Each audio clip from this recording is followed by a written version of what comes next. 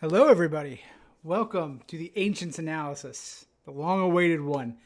This format that everyone loves and holds dear. Chris Nirvana Tool here, and I'm here to kind of break this down. So, I'm a little late, so I will apologize to you guys because I know we do have an upcoming Ancients event this week. But just when trying to dive into this, just realize how much you have to kind of put into it. It's a little insane. So I tried to come up with a simpler way to kind of make this analysis a little easier on me, but something to make it more fun for you guys, because obviously that's why we're here. Let's have some fun. Let's debate some things. So what do people love to argue about the most? It's top 5 lists, top 10 lists of all time. You even look at literally sports pundits make a career out of this. They literally talk about the same thing. Like, oh, is LeBron better than Jordan? And now we're going to instead debate, is Belial better than Sanguinel? Or Belial, excuse me. Us Jersey savages call it Belial or Belial. Mispronounced names will always last. You will hear more mispronounced names through this analysis. But a few things before we get rolling and get started. Of course, I need to give this disclaimer. I am human. I make mistakes. I will probably miss things. There will be things you disagree with. You can call me an idiot. You can tell me I'm wrong, exactly as someone just did in the chat, and that is totally fine. And that's cool. I am perfectly fine with it. I am a grown adult and I can take it, and I know I'm wrong sometimes. Most times I'm right, but especially when it comes to Warlord anyway. But there are going to be things that you disagree with, and that's totally cool. You guys share your opinions. I want you guys to talk Warlord. This is what we love to do. So absolutely, guys, just let me know if you disagree with anything. And I got some surprising picks. I put some spicy ones in here.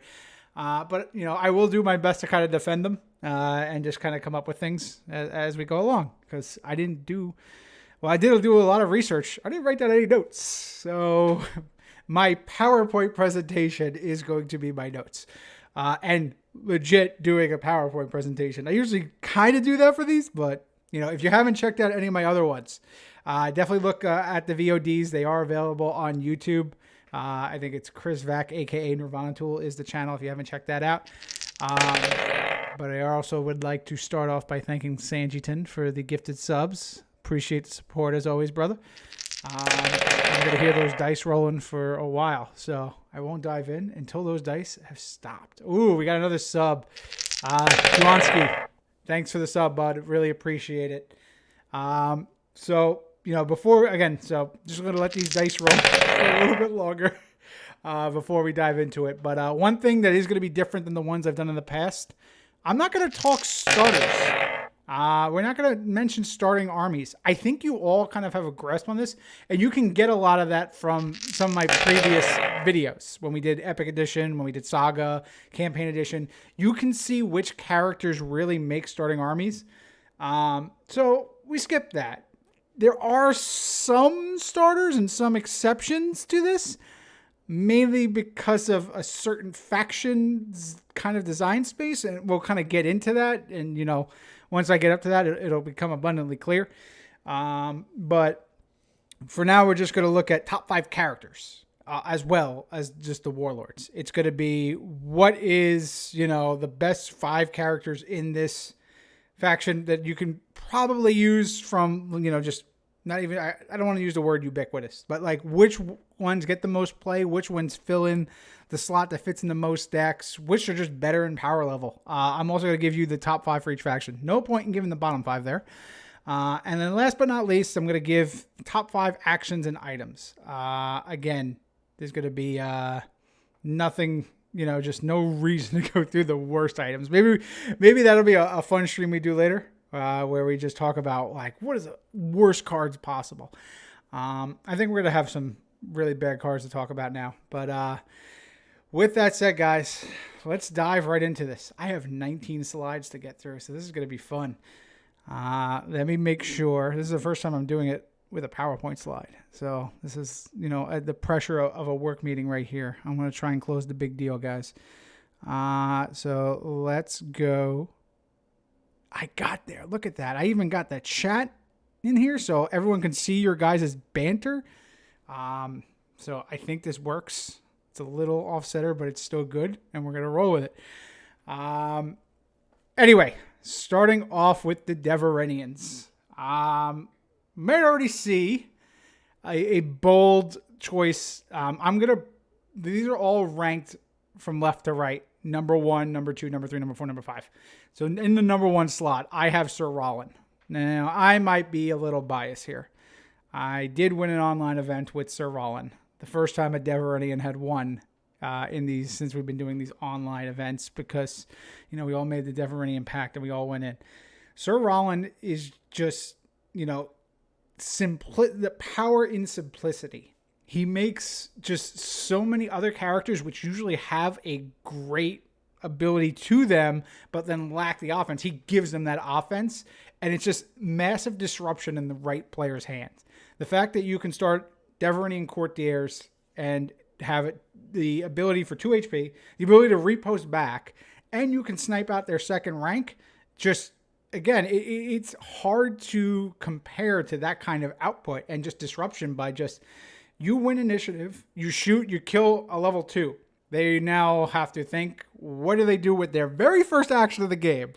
Play a level 4 in their hand. If they don't have a level 3, do something to swing back, but then you got to kill through 6 HP to even try and disrupt anything. Play some kind of combo piece before you fall forward. Like, you have a whole bunch of different decisions that you need to make in order to kind of survive that. Just from first action rolling, given a Deveranian Courtier the ability to shoot into the second rank. So you have to kind of be prepared for this. If you're not prepared for it, you just lose. And the thing with Sir Rollin too is level 2 is going to be Acolyte Dora, who anytime for a die roll 2. That works offensively and defensively. But so with this character base, just to be able to disrupt the opponent as much as possible, and then just all of a sudden, boom, Assassin's Arrow, you're dead. Just out of nowhere. Just so, like, he can just kind of kick it into high gear like that and then just win the game. It's a chess match. He lures the opponent and whittles them down until they can't hide anymore. If the opponent goes super fast, gets their combo going, and it kills them, okay, cool, great. He's still a Deveranian. He has Halo of Secrets. He has Mother D. He has ways to kind of redirect and prevent these strikes.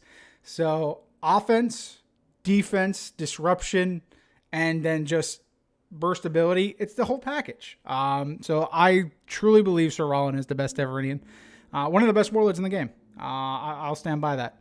And, I'm not going to play him again because you guys have already seen me play him. But, if you're looking for a dev that you want to play that's easy to play, go for that. There's actually an old video I have where I kind of went through my deck. That deck can be massively improved. That wasn't even an optimized deck, and it did very well. At the number 2 slot, we have Adonis the Cozener, which I know in the Discord, a lot of people almost forgot he existed, and I don't know why. Adonis is absolutely insane. He has built-in durability, but with his DC 12 checks, the thing is, though, that he not only is it defensive, it's powering his win condition. Gaining skill and throwing a big, huge MLG just that you can't react to and you just die is just super powerful. Again, he's an illusionist, so he gets some tricks there. He's a wizard, so the amount you'll see a lot of the wizard, a lot of the wizard toys that we got in there that kind of help you out in that regard as well. The Deveranians themselves have a solid character base that it can kind of build up. They have other wizards who can also do the MLG, like Alistair. You have ways to boost his skill with Cardinal Broman. There's many stupid effects. Again, there's the static ability of, your Deveranians have the ability to react once per turn for being targeted, DC 12 or lose. And when you have that backed with Ged Carroll as your starter, you just put your opponent on tilt. They start failing 2-3 of those checks. They're not in the same mindset anymore. They're going to keep making mistakes. They're going to think twice about not continuing to press because they're like, oh, this just isn't going to work. I'm just going to roll bad. And then they're going to lose confidence in their dice, which is a real thing. I stand by this. You guys see me when I play these games. You always say, why do you roll so high? It's like, I take these risks because it's like I have confidence. Like if I just hit this high roll, I'm going to tilt my opponent to high hell.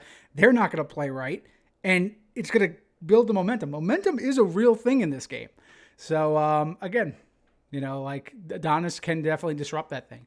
That's why he's sneaky. That's why he's a cozener. And that's why he's an Adonis. He's wearing a whole bunch of clothing, so we don't know how ripped he is, but I imagine he is ripped. Anyway, moving on to the other number 3 slot, another wizard, Azran the Foul. I have him up here mainly for the Necromancer trait. Necromancer is probably the best subclass out there.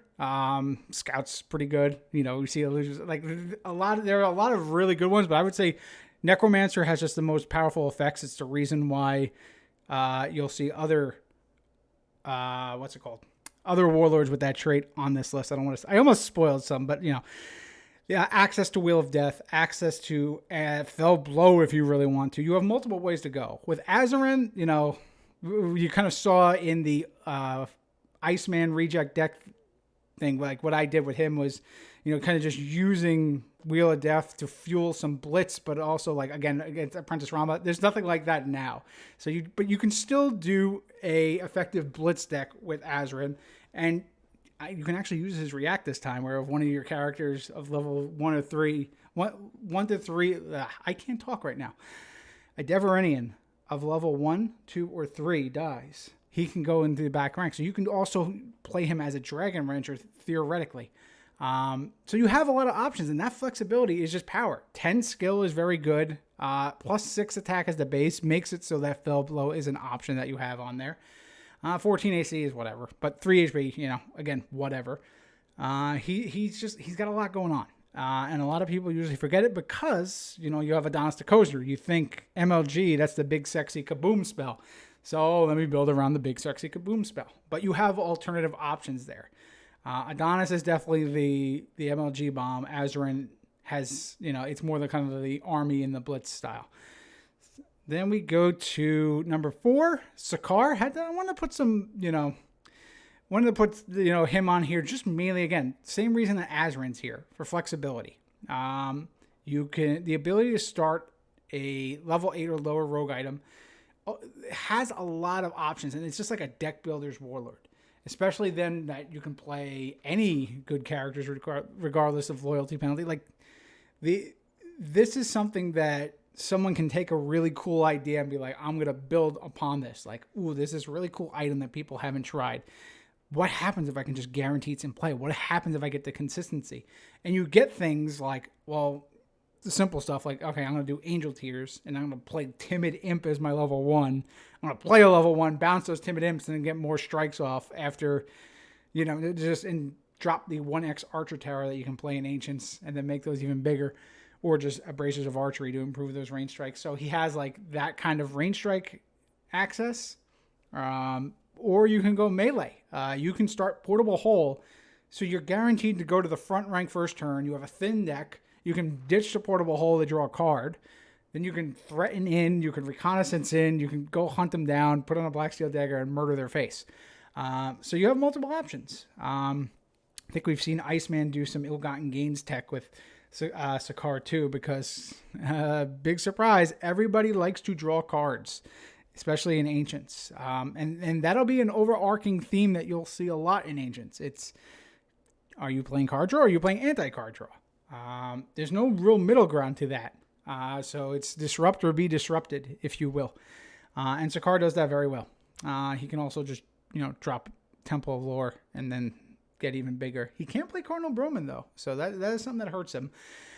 So I might be a little overrating him in 4 here. Who I would replace him with would probably be Ginevra the Moon. She's definitely number 6 that I have here. Again, just, the ability to have the preset die rolls are awesome. She has a great Seer subclass. But I didn't feel she was strong enough to kind of put on here. We've seen her perform well once. She has been nerfed, I believe, right? Pretty sure of that, guys. But she did have her spot to shine, but like her with like Lord Argon or Argon the Undying as the main engine, like that's a cool deck, but If anything, I would slot Sakar out and put her in there, but I want to put Sakar there, just again because of the flexibility. You don't have as much flexibility with Gunnerva the Moon. And last but not least, number 5, a fan favorite, Joden Drak. He's here because he's a level 6 Warlord. Oh my God, I'm looking at some of you people say some things before. So before I move away from Sakar, no monkey love. What the fuck? Oh boy. Sakar with Arbalist. What the fuck? Like for the win. Get out of here, Sanji. What is with that? So Joden Drak. Again, he's level 6. He is a pit fight deck. He has the ability to just point click delete a Warlord once he gets up there. He has access to all the big level fighter items. Fighters are in a bad spot with Ancients in general, but Joden is he's not the exception. There's a few other exceptions in here that we'll get to as well, but he certainly can shed that because of this. The fighters need to have a differentiator, whether it's equipping extra items or abusing some kind of ability they have. And Joden's is just the access to pit fight. So you have things like that. So Joden could get Blackwater Steed and pull you up there and then murder your face. He can equip, bracers, gloves of mercy and bracers of ogre power in the front rank. He can put the King's Lady on right away. There's like so many different options you can go with him. So because of that, and because he's a fan favorite, honestly, I want to throw him out there. He deserves some respect. I'd say he's probably the most beloved Deveranian Warlord. You see a lot of people really loving him. So yes, another Warlord that I am leaving off this list is Inquisitor Chire. Chire can be like 7. Chire's in the middle of the pack. I think we all know why Chire's in the middle of the pack, and people will say, oh, because of the errata. It was a very well-deserved errata at the time because, God, you had to be there. You had to be there. Chire was unbeatable. But, in Ancients, it's a little harder. No, it wasn't. Yeah, I know. We figured out how to beat you, fat kid. Shut up. Let's go down to the bottom 5. So the thing with these, no Dallin. Dallin is not good. I'm sorry, guys. Or you're saying Dallin's not in the bottom. Dallin is middle of the road. Again, we've covered this on other analyses. Dallin is cursed. Dallin has everything on his card that says he should be good, but for some reason just isn't good. Never wins, has never had his time to shine. Everyone will tell you about that time. Oh yeah, actually there was he won a event that was like 20 people in Budapest or something like that, and be like, does anyone know who was there? Does anyone have any kind of remember? This? Like, yeah, well, there might have been like 1 or 2 guys I know. Well, what did the deck do? Oh, he just played Deveranians, he healed and swung, and he knocked people's hands out. It's like, okay, so you've read the card to me, so thank you for that. Dallin's not good. I'm sorry, Dallin's a trap. He's not a bottom 5 because he has some things going for him, because these 5 are absolutely even worse.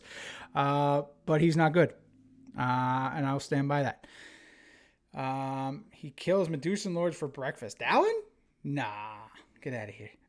So let's start with Father Jourdain. So he's the best of the worst. He is the worst is all the way on the right side. So the left side, this is where you start the beginning of going towards the bad. So Father Jourdain, again, his ability isn't bad to debuff characters. Like, that's a nice ability, especially for 4E. He came out in 4E, so his ability isn't really, his design isn't well tuned for Ancients, where there's access to much more powerful cards, and just because of that he does suffer. But the biggest thing is he has no subclass. Like, gotta give my man the Cantor trait. Like, that would really help him out a lot here. But other than that, it's just because there are better options, even though there are 2 other clerics at these bottom 5. Jourdain just suffers. He's a totally fine warlord to kind of start. I wouldn't recommend him for beginners, of course not. But there's nothing special about him. Oh, Chire kills Medusan Lords for breakfast. Yeah, that is confirmed. I can confirm. I was there for that. Father is infinite cancel with Alexa. He's infinite cancel with Alexa. Like, what are you talking about? I'm just literally trying to read this. Order once per turn. So, like, where are you getting some infiniteness once per turn per target. Woodrow claims to have some infinite combo with infinite cancel with Alexa. Go ahead and build it and do something with it, Woodrow. The next bottom. So this is kind of, number 4, I guess. Lord Gahid Relian. Lord Gahid is, again, another fan favorite. Just the OG Warlord. His ability is he rolls 2 dice for initiative, keeping either one. That's it. That's all he's got going for him, and he's the wrong class for Ancients. You can just start a level 2 Cold Acolyte Dora and get this same ability with any other Warlord. So with that, Lord Gahid Relian is not worth investing unless you love Kiss and you're a Gene Simmons fan. Then you can kind of go for it. Or please stick to the walk art if you are going to play Lord Gahid. I didn't put that on here because, again, this is the bottom 5. But the original walk art for Lord Gahid made this dude look badass. This one, this other walk art isn't as bad, but the original was definitely better. Speaking of bad fighters, Baron Bastien, this fake Kylo Ren looking guy who was created a decade before Kylo Ren even existed. Why is he on here? Well, no subclass. That's the start. His stats are very average. And his ability is just, if a character 3 or more levels lower than him perform a melee strike that wounds him, kill the target. So not many people are doing melee strikes that just wound. They're doing melee strikes that kill. So that's ability is rarely going to be used. Unless it's like just Weenie Blitz. I guess he's cool against a Dorami. Where like those freaks are just going to start overwhelming him. And as they wound him, he's just getting a free kill a turn. I guess that could be good. And his ability to heal by discarding a Deveranian, like you need characters in play to do anything. And if you don't need characters to do it, like, to do stuff in play, why are you even playing characters in the first place? So like it's just not a well-designed card. He's got nothing going for him. So unless you want to put like the Destroyer set on him and be kind of funny, you can do that, but it won't be good. Baron Bastion, do not recommend. Going to the next to worst, Ged Jaroslav. Again, this art is awesome. Jason Engel, one of the best around, makes a really pretty image here, and even the way it's like cropped in the art is good. I have to say some positive things because again, this ability is ass. After an action in which one of your Storm Wraiths is wounded, one of your Deveranians performs an order. So someone will kind of take a look at that and be like, yeah, that's a good ability. Duh. It's like before they get wounded, or after they're wounded, then I'm just going to attack with that before that person dies. Yeah, no, that doesn't work like that. Strike's got to resolve, they're wounded, they die, and, it has to be another Deveranian to perform that order. Watch how you talk about Jaroslav. Oh, please, Jawanski. Go for it. Please prove me wrong. The only success that I've heard of this Warlord was Aiden Boyle, I think, made the cut with it because he played the ability incorrect the entire Swiss and didn't realize it until right before Swiss. Iceman, I believe, was the one who told me that story. Then when he realized it, he's like, crap. All right, I guess I got to play it the real way in the cut. And then he promptly lost in the first round of Swiss. Even a good player like Aiden cannot make up for the lack that Ged Jaroslav has. Run some Spirit's Wrath there. Do some cool stuff. There you go. But the absolute worst, you know what? Ged Jaroslav isn't the worst you can get because Mojo de Caracas is the worst you can get. Again, another cool... This is like a really cool image. Like you look at this guy, even though he has no neck, you're just like, oh, this has got to be something cool. It's a cleric. Like this was like one of the first attempts at like a front rank cleric. It just didn't work. So he's planner, astral as I call it here, and he has the Storm Wraith trait before it's bolded. So I don't even know what goes on there. He has +1 attack and AC for each other planner Deveranian character in your army. So when you go Uber, you don't go Uber with a planner Warlord that starts with 7 AC. It's just not good. Again, Uber clerics, they're just not really a thing. So again, I think he's probably the weakest. you can probably convince me to switch him and get Jaroslav, but I think Modred is much, much worse. So on art, get Jaroslav, edges it out. But Modred of Caracas, that's like a badass character name. Like that's the D&D name. You go back to the game table. You go to the table, you slap that bad boy down. It's like, my character's Modred of Caracas. Like, you're like, all right, that seems like this guy should do something. And then you get this guy who just gets boosted by Planner. It's just very disappointing. At least he has 8 skill. So those would be the Deveranians. I don't know if there's any other bad ones I missed, but we don't really need to kind of get too much. What do you guys think? I don't know. Always let me know if there's other ones who you're like, fact, this other dev is terrible. If it's Dallin, then yes, I agree. But he is not bottom 5. Going now, that's the badness that we just experienced, which is the bottom 5 Deveranian Warlords. Let's now move to the top 5 just Deveranian cards. And I'm 27 minutes in and I'm in slide 2. So I'm not doing good with the clock here, guys. Luckily, this one is a smaller one. So top 5 devs. We have Halo of Secrets as the top slot. This should come as no surprise to anyone. If you're running a Deveranian deck, run Halo of Secrets. It cancels, mass area effects like this. It cancels that silver bullet from a Warlord that's going to go and snipe you. As long as it's not a melee strike, of course. If they're hammer tossing or Jotun's pit fighting you, then you're screwed. But there's also some abusive wording if you really want to get super competitive, where Halo of Secrets can cancel you maneuvering, which I think Iceman has said is possible, but as I think we've all kind of collectively realized, like, let's not be idiots and let's not do that. But even if played as intended, which is clearly to just cancel any kind of action that comes in there. Like that's an ability that you'll see in other cards from other classes that are just ranked top as well. But it's a 2 HP character that comes in level 3. It's the right level. Azurin, and then if it gets sniped out in your Azurin deck, you can put it back in the last rank. Might make your ranks clunky, but still, you can do that. You can play multiples of it and then run Abdal Jalars and just kill them once you've used it to then run that guy up to the front, or some other way. Just use it, sacrifice it with Rama the Cruel to draw a card and then play another one. Halo of Secrets is really good. Absolutely. I don't think I've ever built a Deveranian deck without it, except for maybe Sakar. And even then, I think I have played it in Sakar as a level 4. Speaking of level 4s, Cardinal Celis, one of the top. Actually, the rest of them are all level 4s that I have here. Again, we stayed away from starting armies. There might be some starters that might have come in here, but Cardinal Celis, the value here, first, it's unique, which can be a setback here, but it's still something you want to run at least 2 of in most Deveranian decks.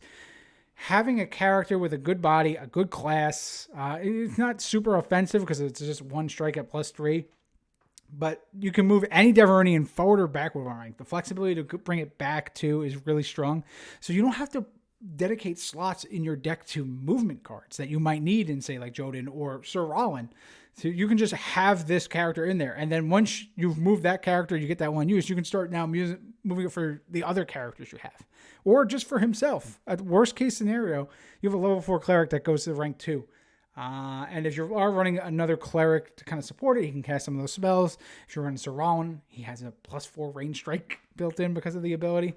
And he's got 2 HP, so he's got some durability. And when he dies, you can just play a second one. So highly recommend that one. The other card that was going to be in this slot, and I cut from the top 5 because let's just go with Cardinal Celis, is Zaros the Mist. He's probably number 6 on here. Again, innate movement for a faction without having to dedicate it to action and item slots. That's huge. Action characters, obviously you want to see them. When you can get a character and plus something like that, it pays dividends. So Zaros is worth the honorable mention. Mother Diane is number 3. For the same reason that Halo of Secrets is good. This is just level 4, and it's only specifically strikes. But again, the same principle applies there. Worst case scenario, she has the Seer subclass, so she can play things like Premonition. She can, She goes really well with Gunner the Moon to play any other abilities that you might have, but she can slot into any deck as long as you have a 4th rank. As long as you're not playing, if you were playing 6-man, you probably could still root her and just drop her into play and then just, all right, she falls forward, or just get 1 use out of her and that's it. Sorcerer Myrdeth is in here because a lot of those Devernian Warlords that we saw, except for maybe the Wizards, are like, let's say like Sir Aralen, let's say Joden, and Sakar. The engine of the deck and the star of the deck is the Warlord. So being able to decide at any point, spend order, ready my Warlord, and then the opposing army can ready theirs. In something like a Sakar deck, that's really good because your opponent's going to be very hesitant to spend their Warlord against a rogue. It's just how death happens the second you spend. That's the end of you. You either get assassinated, assassin's arrows, black steel daggered in the face. There's a whole bunch of different things that could happen to you. So they're going to not spend their Warlord. You can go ahead and spend yours. And then in the very next act, if they don't spend their Warlord to do something, you can just Sorcerer to go. So you can dictate their order of operations on how they perform orders just by having this card.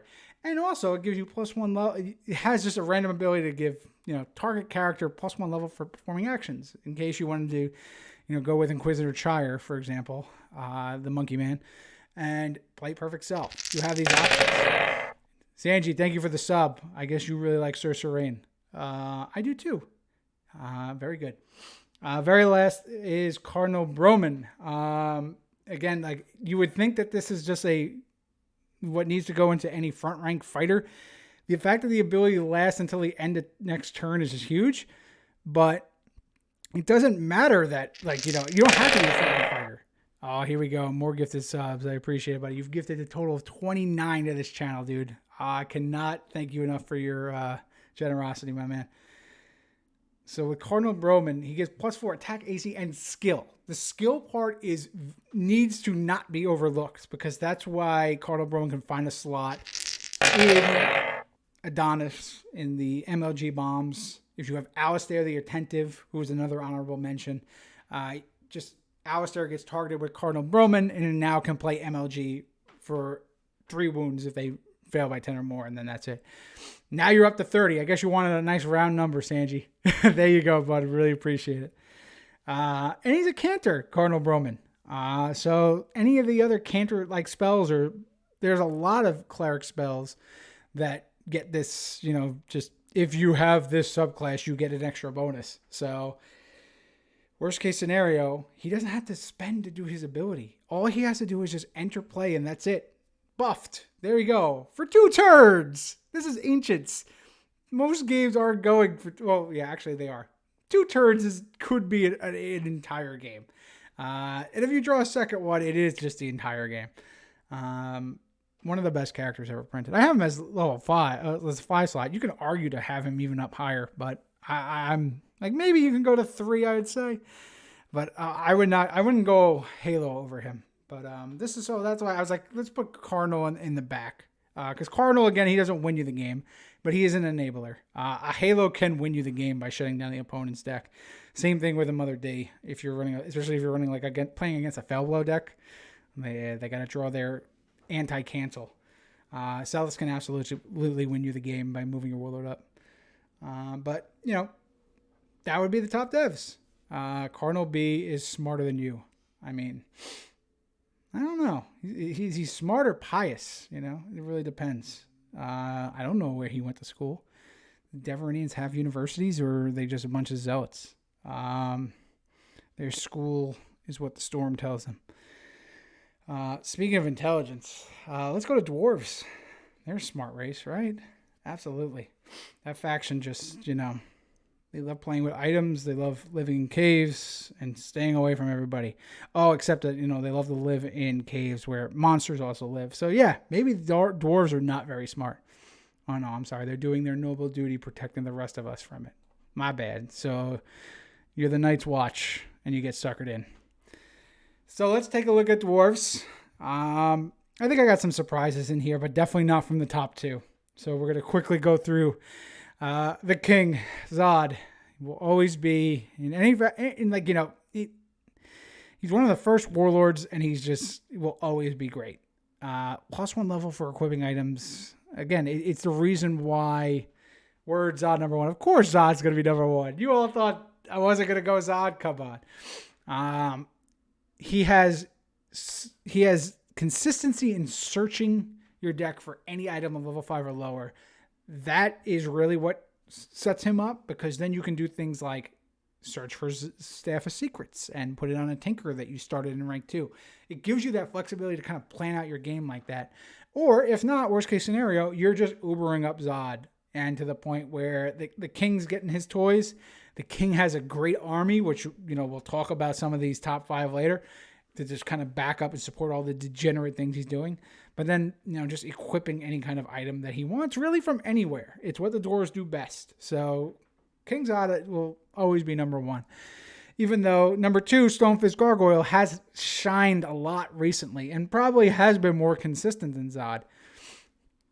He's a gargoyle that got multiple classes, fighter, cleric with power attack. Stonefist obviously hits like a truck. He only has 1 strike, but that doesn't mean he's only performing 1 strike a turn. Just with, a lot of the gargoyles, there's a reason why Nilrim is $50 a card if you're going to buy it. It's an uncommon, people, but it's because of Stonefist Gargoyle. Otherwise, that would be a $2 card. So yeah, Stonefist Gargoyle getting buffed by a bunch of Nilrims, backed by Door to the World, starting Opal Gargoyle to be able to just stun to the front, not have to worry about movement and ready.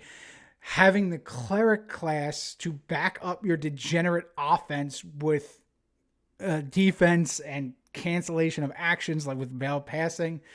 It's just bonkers. There's no downside to this card. I guess the downside that you can say with Stonefist is that he has 6 skill. That is the weakest. But even then, that's not bad. There's somebody on this list right here with 3 skill, and that's a Warlord. So, Stonefist Gargoyle got a lot going for him. So those 2 are the obvious ones. I would say this third one, I think a lot of people get to. Kaimi Fateseeker, everyone who saw me play her in Epic saw her power. And again, it goes down to consistency. So she is the only real card that Dungeons is worth playing with, in my opinion anyway. There are a lot of good dungeons, but Kami makes the most use out of it. 17 plus on a defend could come in handy if you're going to go there. But again, Kaimi is consistency, but flexibility. Great stats. Base 17 AC is nothing to scoff at. 9 skill is huge. And then the ability to search out for any item that you can legally equip and just equip it.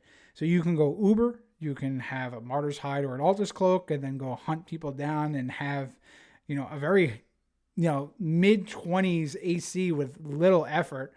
And go the melee route and just go into somebody's army and stab them, or be Uber, stay in your front rank, defend your dwarven, ranks, and then eventually kill them. Or you can do what I did and put the Nightmaster set on her, because she can search out any of these set items and then just snipe someone from four ranks away and just go kaboom. So very good. Even in Ancient, we saw what she did in Epic, but Ancient, she gets access to other toys. So watch out for her. So number 4, I think, is probably the most surprising I have on here, and that's Priam. I'm putting him here. I think he is the best full-on cleric warlord the dwarves have ever gotten. They have Naro Yaw, who is really good in terms of searching out for gargoyles, so you can search out for Nilrims every turn, which is really good. But Priam's, just the coolness of the ability and the design and just the consistency that kind of comes with this card is really what makes him so strong. Breaking the rules of ranks and just unlearning everything. So it's not very new player friendly, but once you kind of get comfortable with it and you look at that ability, you just go like, wow, that's so cool. So having reverse ranks is just, again, as I said, cool. But it lets you do things like, drop a random card. So if you're going to go for like a big, huge dragon drop deck, you can do it at a Priam, for example. If you're going to drop if you're going to drop Iron Hall, let's say, Priam would be the one to do it in. And if not, you have the ability to just, whenever you heal wounds, to ready a dwarf. So you have that consistency of just being the support warlord. Could use this as subclass, but he probably doesn't need it because everything else around him is he's just a well-designed card. He really is. And last but not least, we have Nitesh. So you kind of take Priam and Kaimi and kind of put them into one, and that's really what you get with Nitesh.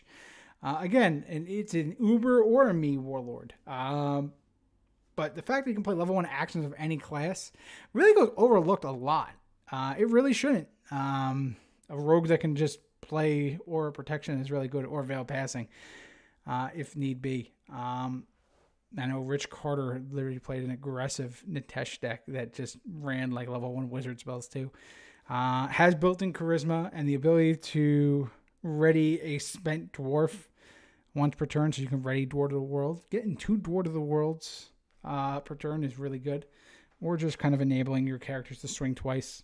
He was really good when he got debuted in CE, and I think he's got access to a lot of the same toys and a lot of the same strategies for Ancients. So I have him not at number 5. Number 6 probably could have been Loki, but that the errata really holds Loki back. But still a lot going for it. The only Dwarven Wizard really, or the only Dwarven Wizard to note, other than for being bad. Sorry, Rockholm, but don't think there was any other ones that are really noteworthy. With dwarves, it's like you have a lot of loyal dwarven players. I have always supported the dwarves. I actually played a number of them myself. I made my Medusan Lord that I got a dwarf because they are the redheaded stepchild that gets slapped around a lot in our community, but they're iconic. So these top 5 are the best we got at this point, I would say. But because of that, it's no surprise that not a lot of people like to play them. Probably because of how bad the bottom 5 get. So let's look at those right now. Starting off, Laysan Warbreaker or Lasan Warbreaker. You almost think this guy's going to be good. And then you actually play him and you're like, nah, it's not. So his ability is actually pretty cool. All dwarves have the ability to, react after he's targeted with a melee, after the character. So he's given this ability to all your dwarves. When that dwarf is targeted with a melee strike or range strike, you spend a target dwarf within 1 rank, gain bonus to AC for the strike equal to the target's attack, and then if the strike misses, you get your melee strike back. So if you're playing a lot of dwarves that have 1 strike, you can probably do something there, because then you're like super defensive, but then you get your offense back. So at the time of his design, that seemed like a really cool concept. So it just was missing a lot of punch, ironically enough, even though the ability literally just gives them the ability to punch. But he really could just have some more going for him. A 4th HP, a subclass, any other ability, something to do for him other than what he's doing for everybody else. He's the wrong class. If he was a wizard, that would be awesome. And just kind of tweak around the stats and everything like that. So like his ability isn't bad, but it's just on the wrong class. Number 2, Valhalla Abyssbane had some time to shine for the most part, but especially in like early CE, but it's just very few reasons to ever want to run Valhalla over Zod or Stonefish Gargoyle, your top 2. So because of that, you suffer. The medicine ability, when feats came out, that was when Valhalla Abyssbane came out, and like that was actually a pretty cool ability. And with decent stats, but again, the game evolved past him. So because of that, he couldn't keep up. Number 3, Rockholm. This is, a flaw in design. When you see the word Rockholm, I think Rockholm was usually referenced a lot in like flavor text, and like so you're expecting like this guy's supposed to be cool. The art is actually really cool too, and just the idea of a dwarven artificer. This has got to be good, right? Well, no. His problem is the main benefit that you would get from playing him is the ability to cast 2 spend orders a turn, because it's remove 4 charges for him to ready. Or the next spell, it's not even a ready. The next spell he casts this turn does not require to spend as a cost, and that's 4 charges, which in order to get that, you need to spend equipped items on Rockholm to get that.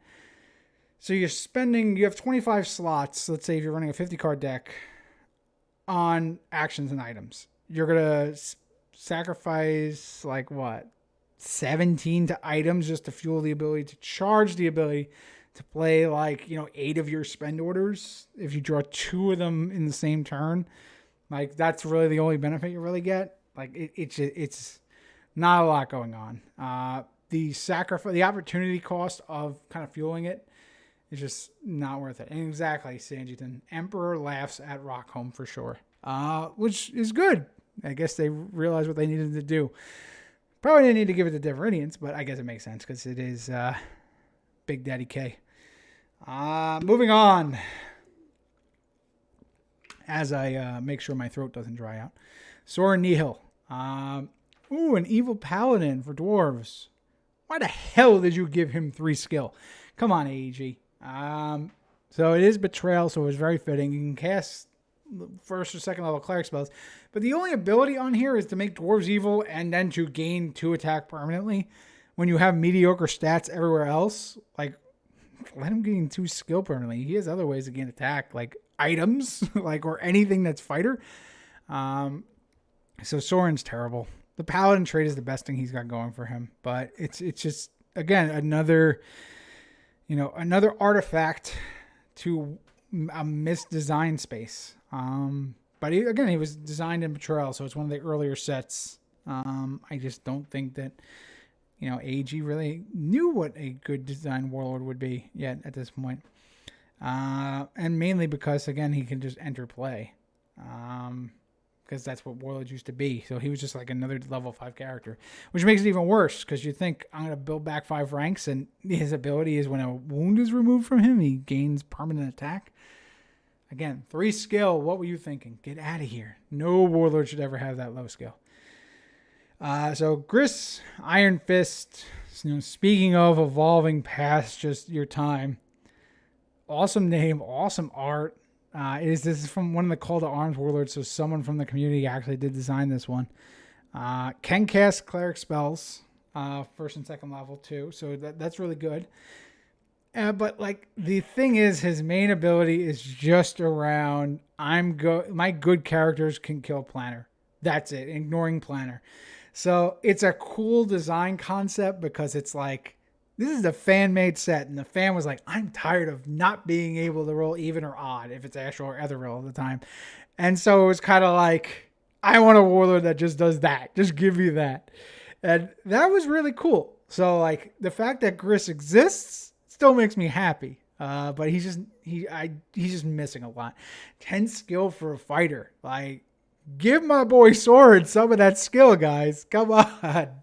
But Gris, you will always be cool. So even though I'm rating you as the worst dwarf, I still have love for you.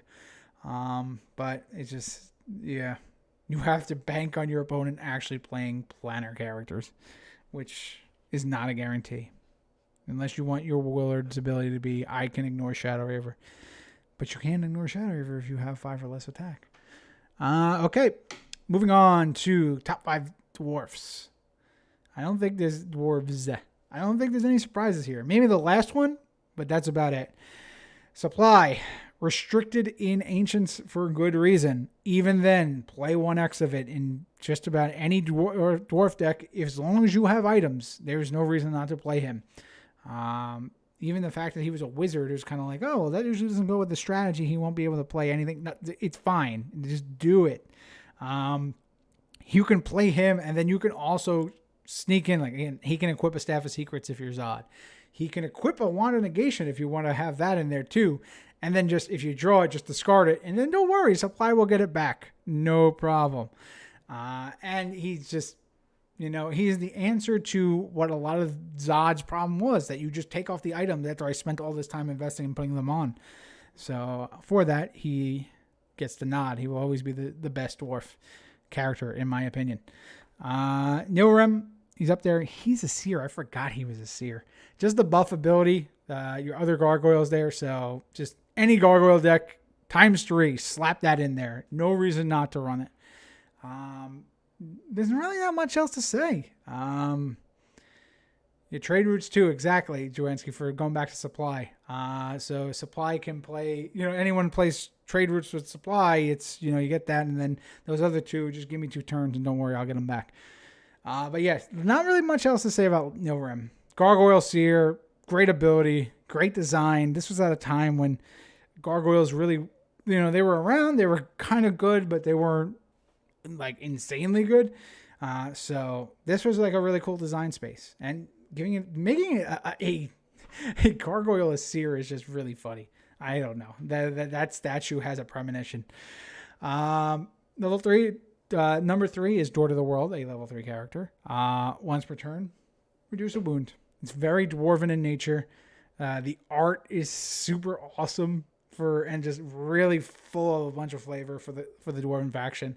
It's just like, this is the door to the world. Like, this is what keeps us in, like in the dwarven case. This is our access to the world, and it shields us from the rest of all this garbage. But it came out with the Southern Kingdom sieges. It's just really good. Shonagard is a seer too. You're right. Was he a seer? I don't think he always was a seer. I don't remember if the original Shonagard was a seer. I think they may have gave him that when they came up with 4E. I know they gave him an extra HP. But that might have been one of the things. I don't know. But either way, yeah, you're right. By the time Nilrim came out, there were other seer gargoyles. He wasn't a seer in Good and Evil. Thank you, Rolo. Then let's see. Let's go to the other dwarves. Denali Sagebound. Any dwarf that you run items in, you should run Denali. Because now, remember all those reasons that I gave for Choden Drak being on the list? Oh, you can make a level 6 Warlord. Denali says point, click, remove, sacrificing an item from the top of your deck and removing it from the game. You give not only the level, you gain HP and, some minuscule other stat bonuses, but it's just, and you can do it on any dwarf. So you can do it to build up your ranks if you need extra HP to hold the ranks. It's just super dwarven. And if you have, and as long as you're running items in your deck, like I'd say, at least 12 items, you can run ×3 Denali, because 16 AC, 2 HP, 5 skill for a level 3 character, that's still good. You don't care about her +1 attack. She's not here to swing. She's here to buff, and she does that very well.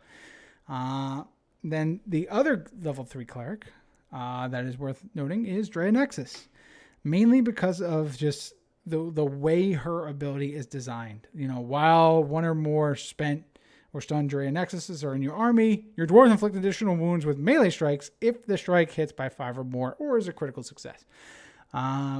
So that ability, because it's not something like you spend order to gain this ability, you don't lose the tempo that is very important to dwarves by doing this. You can even stun her and have no worries, because now I don't have to worry about using an action next turn to have her turned on. She's just there.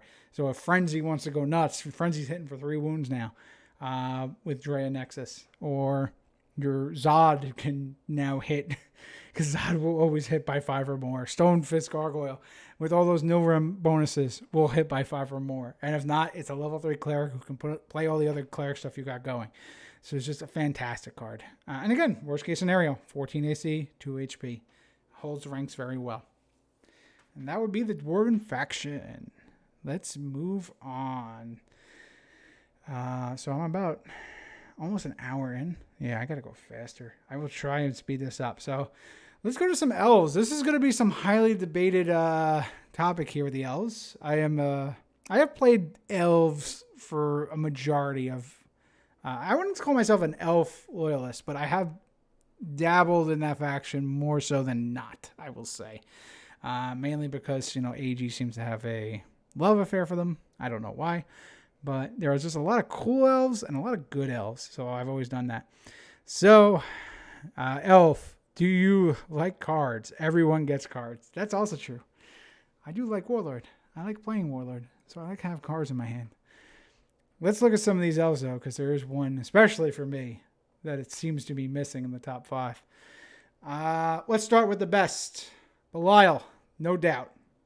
Anyone's not sure? You really haven't been playing Warlord for very long. Since the early days of Assassin's Strike, the ability to play any cleric as your character base leads to a lot of flexibility.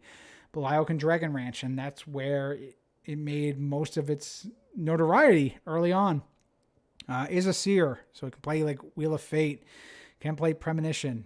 You can build up Dragon Ranchen, or you can just play a Cleric Blitz deck with Mass Blessing, Curse of Rage, and every single cleric from other factions. Like, I don't know, Brother Domini. He's pretty good. So the devs, they can play with the Gaius and Alicia Jeancourt or whatever it was that just put more characters into play. And that paired well with the seer ability where you're looking at the top card. And worst case scenario, Belial is you have a 6-card hand and you have knowledge of knowing what's coming next. In the hands of the right player, that's huge. So yeah, I think you guys have picked up what I've left off on here. So we'll get to that last, don't worry. But Belial is clear-cut number one in my opinion. No reason not to. And again, like we've seen things like what Sissy Lal did back in, I want to say it was like October or whatever. Just having the Arcane Quartet drop deck that just did the Issachar Tidal Mace and just MLG'd you with the 1x MLG. That's possible in a deck like Belial because you just can draw and you can do all this other stuff. Don't worry, my list is not invalid because of that. Don't worry. We will get to that. Raziel, number 2. I think we saw what I did with Raziel in Open. We've seen what many people have done with Raziel in Ancients. Was, I think, in the top 4 or the finals. I don't remember. But just the having the history of the Elven character base at your disposal, backed by the history of any kind of meta, makes it really good for Ancients. If you're in a format where everybody's trying to do some kind of combo, it's just, but you don't need to have, you can just disrupt the opponent win condition, and then your win condition is my little elves are going to do some strikes, and my jackals as well. Don't worry, Raziel runs that as well. But you slow down the game, and then you can just go for the mental assault from a Devourer and just wipe out them off the face of the earth. You can blank out any kind of their key combo characters. So Raziel's got a lot going for him. Number 3, this is surprising. I've already seen you guys say it in here. Haviland, really? Yes. Haviland Tanzik is awesome. Benedric Bomb is still a deck, even without Field of Bones being restricted. The only drawback to Haviland is anti-draw decks can really hurt Haviland. But even then, there's still other abilities, you have other ways to kind of go around it. You can even just draw it to it and just get your Benedict really, really good. And that's the end of it. But yeah, Haviland does rely a lot on draw. But if you don't have an answer to Haviland Tanzik and Benedict Bomb with Blood Oath and just Cure Lethal and a 17 HP Benedict, that's the end of you. I really I'm very big on that deck. The fact that Haviland has magic resistance goes understated. It's one of the reasons you guys tell me that Dowlin's good. So why not Haviland's good? Haviland got that back when Gravity Flux was still a worry. There's still other, spells. Oh, okay, can't cancel MLG and has only 2 HP, but the ability to be the original Chosen Warlord that does things that the Chosen wish they can do. Haviland's got a lot going on for it. So I am a firm believer that the Benedict Bomb deck is one of the best out there, and that's it. Let's see. I'm taking a look at what you guys are saying. Okay, cool. Let's go to Fade Rowan. Fade is on here, and I will now mention the elephant in the room. Where is Sanguinel? If Sanguinel is not in the room, everybody should be asking, where is Sanguinel? So Sanguinel, best known for gravity fluxing the shit out of people and paradigm shifting in the front. Ancients doesn't have gravity flux. So what Sanguinel is a necromancer, which is good. That's true. These other 2 characters that I have in rank 3 and in 4 and 5 are also necromancers, so that doesn't matter. He draws 6 cards a turn. That's true. Cannot play any other draw, so that's a drawback. He has the ability, if you're going Sanguinel, you got to go draw hate, which is fine. He has a card economy with Scribe. Sure, that's good as well. But really, you're just playing a Spell Blitz Wizard. with Sanguinel, which is fine. And you can do very well with that. And you'll see when we get to wizard cards, there are a lot of good cards in there that's just like, okay, if you really want to just have a decent deck and, almost have a shot at winning anything, run Sanguinel, run, 12 of these wizard spells that we'll get to, run some exhaustions, run some stolen destinies, and then run 25 random elves that do strikes the second they enter turn and some jackals. And you'll do all right. You'll go at least 500 in any tournament. Especially if you're a newer player, you're just playing a straight fair game. But again, I don't think even though I've even had success with Sanguinel and Ancients, I think you can do the same thing with Fade Rowan. Fade is also a wizard necromancer who can have access to card draw, has an innate strike, as well as other classes, the 12 skill. But Fade also has the flexibility in where you're not just going, Spell Blitz. You can go Spell Blitz. You can also go Fellblow. Fade Fellblow is a deck. Bracers of Weaponry, searching out Vorpal Blade, equipping Glyph of Fate. Fellblow for the win. It's one that can easily be disrupted and usually is. But again, if your opponent doesn't draw the answers to it, that's the end of them. So I'm very high on Fade. And then surprisingly enough, I have Morgan as number 5. Can do a lot of what Sanguinel does, because it is a level 5 necromancer, but is a lich.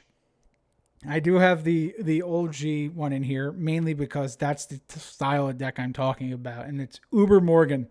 All the lich items going on Morgan, and it's just unkillable. Like Stone Skin and all this other good stuff. Like, the deck is miserable to play against. None of you people think, you probably all haven't played against it because you know what? You actually know nice individuals. But if you get into a competitive tournament where Morgan is at, especially in these online events where that Morgan deck will kill you. It'll take an hour and 15 minutes, but it will kill you. And you're not going to kill it fast enough in game 2. So for the online format in Ancients, I think this Morgan deck is really good. So I think it's number 5. And this could be the hottest take of leaving my beloved Sanguinel off the top 5. But I think Morgan might be better.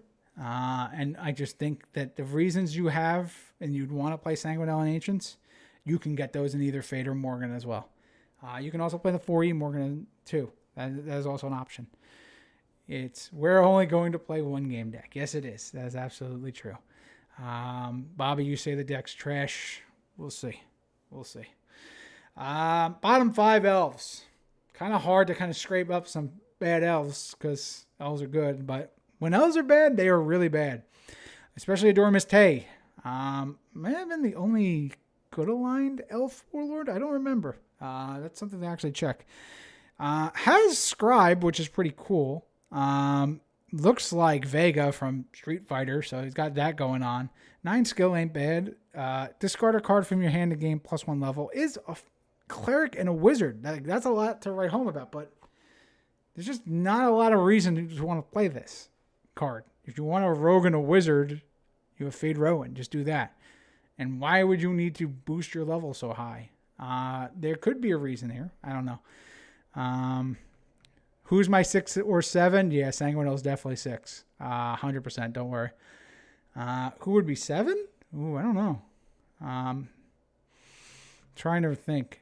I guess, I don't want to say Avarice Glynn because I know then, I don't want to give Wes the satisfaction.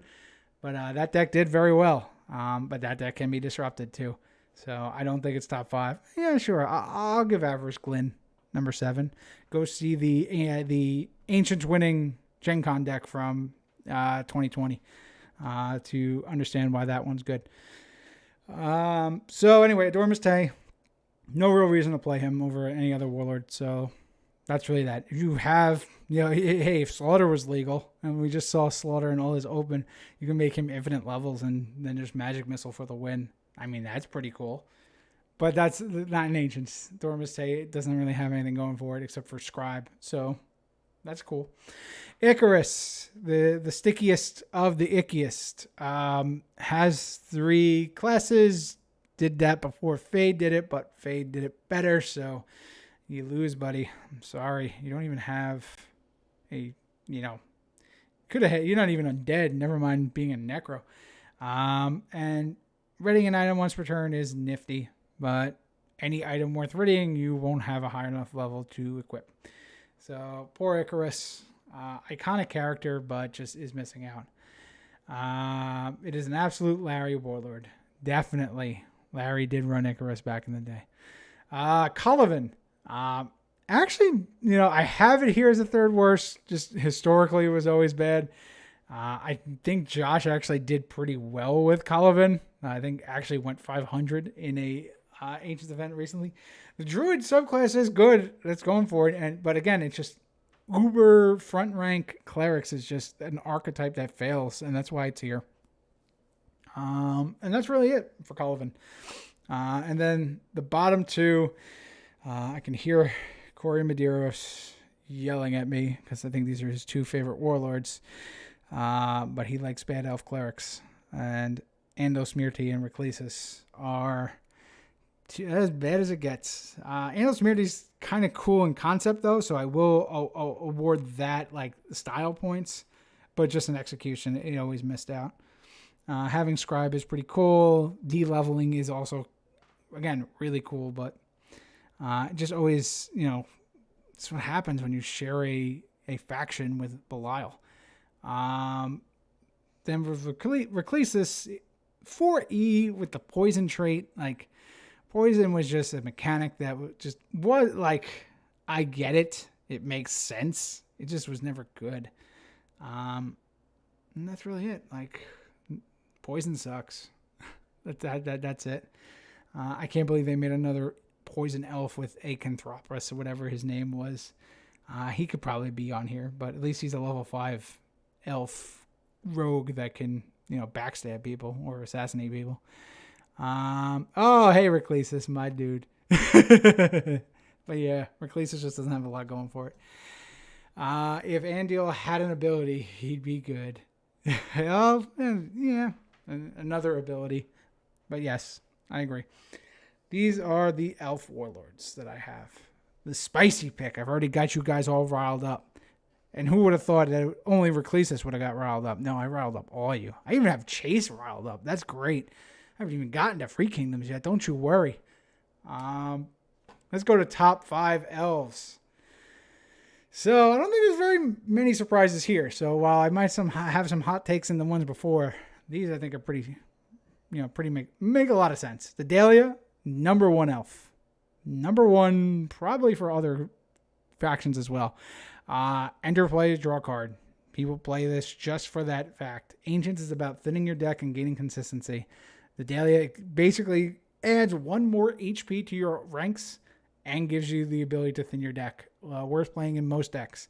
And if you are an elf, you get an even better version of the Dahlia with the Lost Bride, who, if it gets to the front rank and actually starts swinging, has the ability to heal herself, which is really good, and draws, drawing the card when it enters play is really why.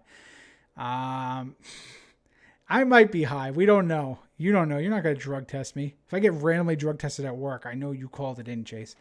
But no, I'm sorry. I'm going to stand by that. I'm going to stand by that pick. He is number 6.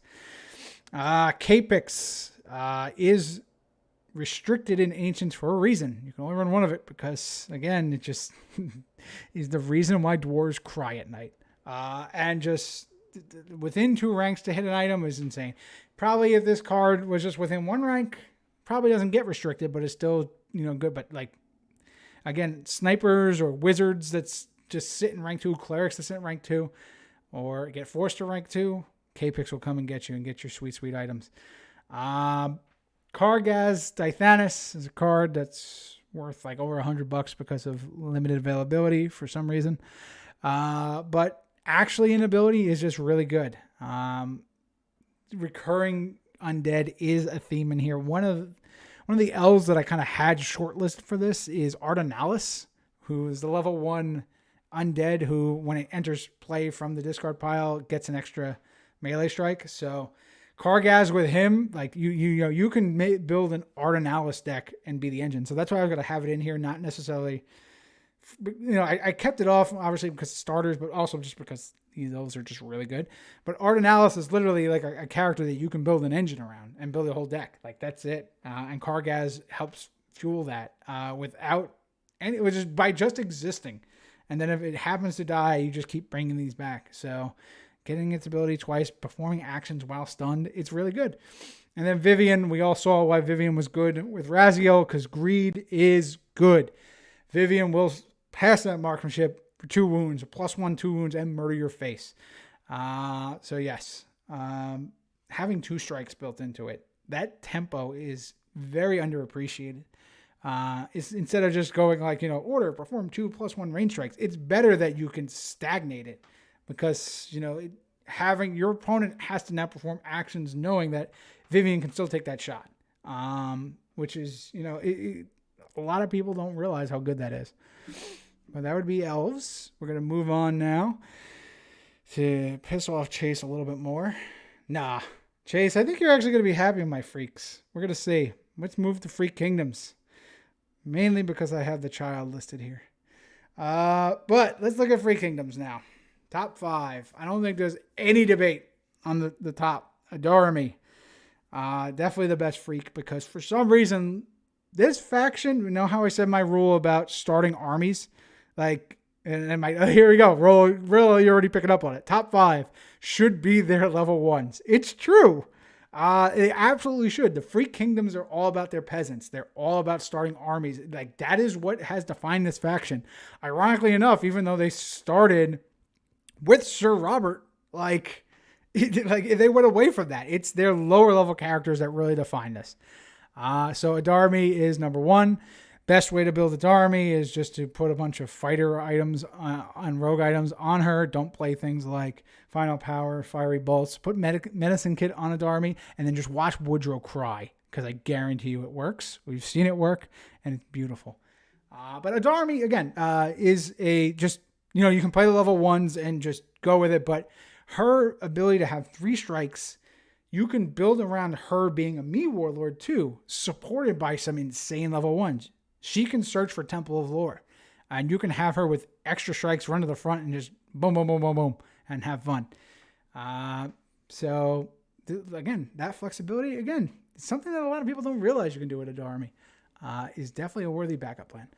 Beastmaster Eladric, the best cleric warlord that the freaks have going for them. The lycanthrope warlord of choice. Has a similar feel to Adarmi where it gives stat boosts to lycanthropes backed by all the druidness. And just the fact that, just for wounding a lycanthrope character, DC 18 or stun once per turn. Stunning a warlord with that ability could just be the end of it. It slows the game down to his pace, and then a Barrett Yeskar or Tamoris Yeskar gets to the front and just murders your face. Number 3, Captain Dukat.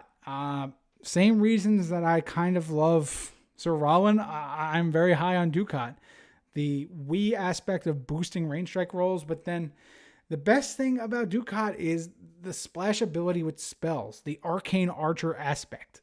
So with Glenn the Blaze as your level 2 starter, you can run the level 2 suite of wizard spells that grant extra range strikes, get bonuses from Dukat. But then also, worst case scenario, of all the few Free Kingdoms wizards that you have die, well, Dukat just gets a +5 strike from it. The scout trait is really good. Dukat could, again, you could swap him out for Trevor, and that would also be totally fine in my opinion. But the wizard aspect is worth noting with Dukat. Like the spell aspect is super cool. Bob should have been in your top 5. So here's the thing with Sir Robert. Let's talk about Sir Robert. You nerfed the reason to play Sir Robert, which is that level 1 cleric that would push people over. Otherwise, okay, I'm going to play level 4 freaks in level 3. I'm going to play level 5s and 4. I'm going to move up slowly. I'm going to swing. I'm going to kill. That's fair traditional warlord. That doesn't work in Ancients. Ancients has evolved way past it. There's just way more powerful things, and you need a gimmick. You can't just play the standard cavalry. I'm going to play this, these big characters that eventually will get to the front and eventually do something like that. That just doesn't work in Ancients. Adarmi works because it's characters into play, they swing and they murder your face fast. Eldrick can play that game, but it's backed by the cleric class, not the fighter class. Ducat's going to blitz you in the face. And then the fighters that I have here over Sir Robert is because they have something that differentiates them and really gives them that extra oomph that fighters need in here. So number 1, Sir Lucian. I have him for, not number 1, but number 4. Lucian I have as the best fighter because of the ability to just start in the front rank. It's what makes Artek a great Nothrog Warlord. The ability, the consistency of going to the front. But it's also a choice that you have. You don't have to start in the front. You can start in 2 if starting in 1 is just very disadvantaged. Like, you have the ability to make that conscious choice, and you can outplay your opponent with that in a deck that is really just about, I'm going to do massive strikes with Free Kingdom's army and just go. So, and Sir Lucian will most likely level before a Fire Fiends would kill him.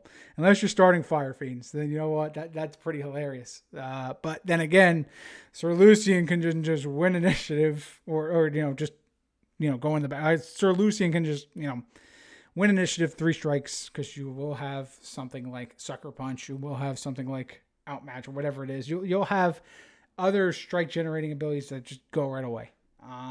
So I'm very high on Lucian. We've seen Chase do very well with Lucian as well. So I have him here as number 4.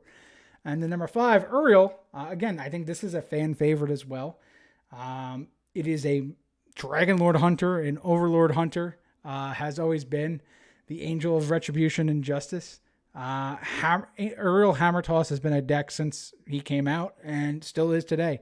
It's just someone who demands respect. So it's a fighter, is pretty weak, very frail, glass cannon, but can, just one misstep, Uriel can explode your face with Blue Worm's Egg, Hammer Toss from 900 ranks away. Just, that's it. That's all she wrote. So I think that concept is just gives it the edge over Sir Robert, and not really, I wouldn't go cavalry. I would go glass cannon, go balls to the wall with ancients. That's what this format demands, in my opinion.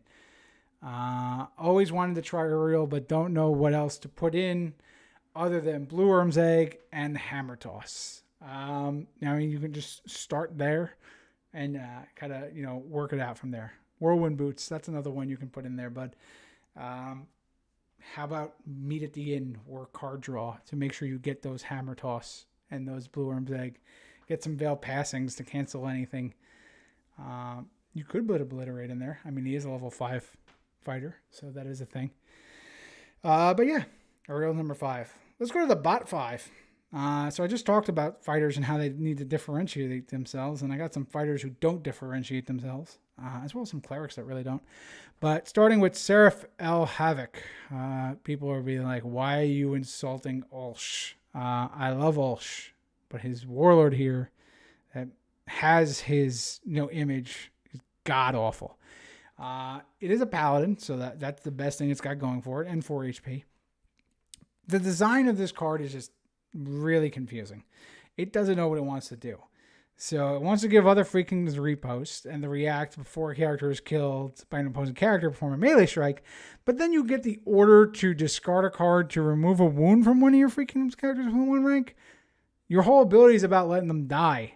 The Free Kingdoms abilities are all about doing stuff while they're in the discard pile. They have that whole subject. Like, why are you trying to heal other ones?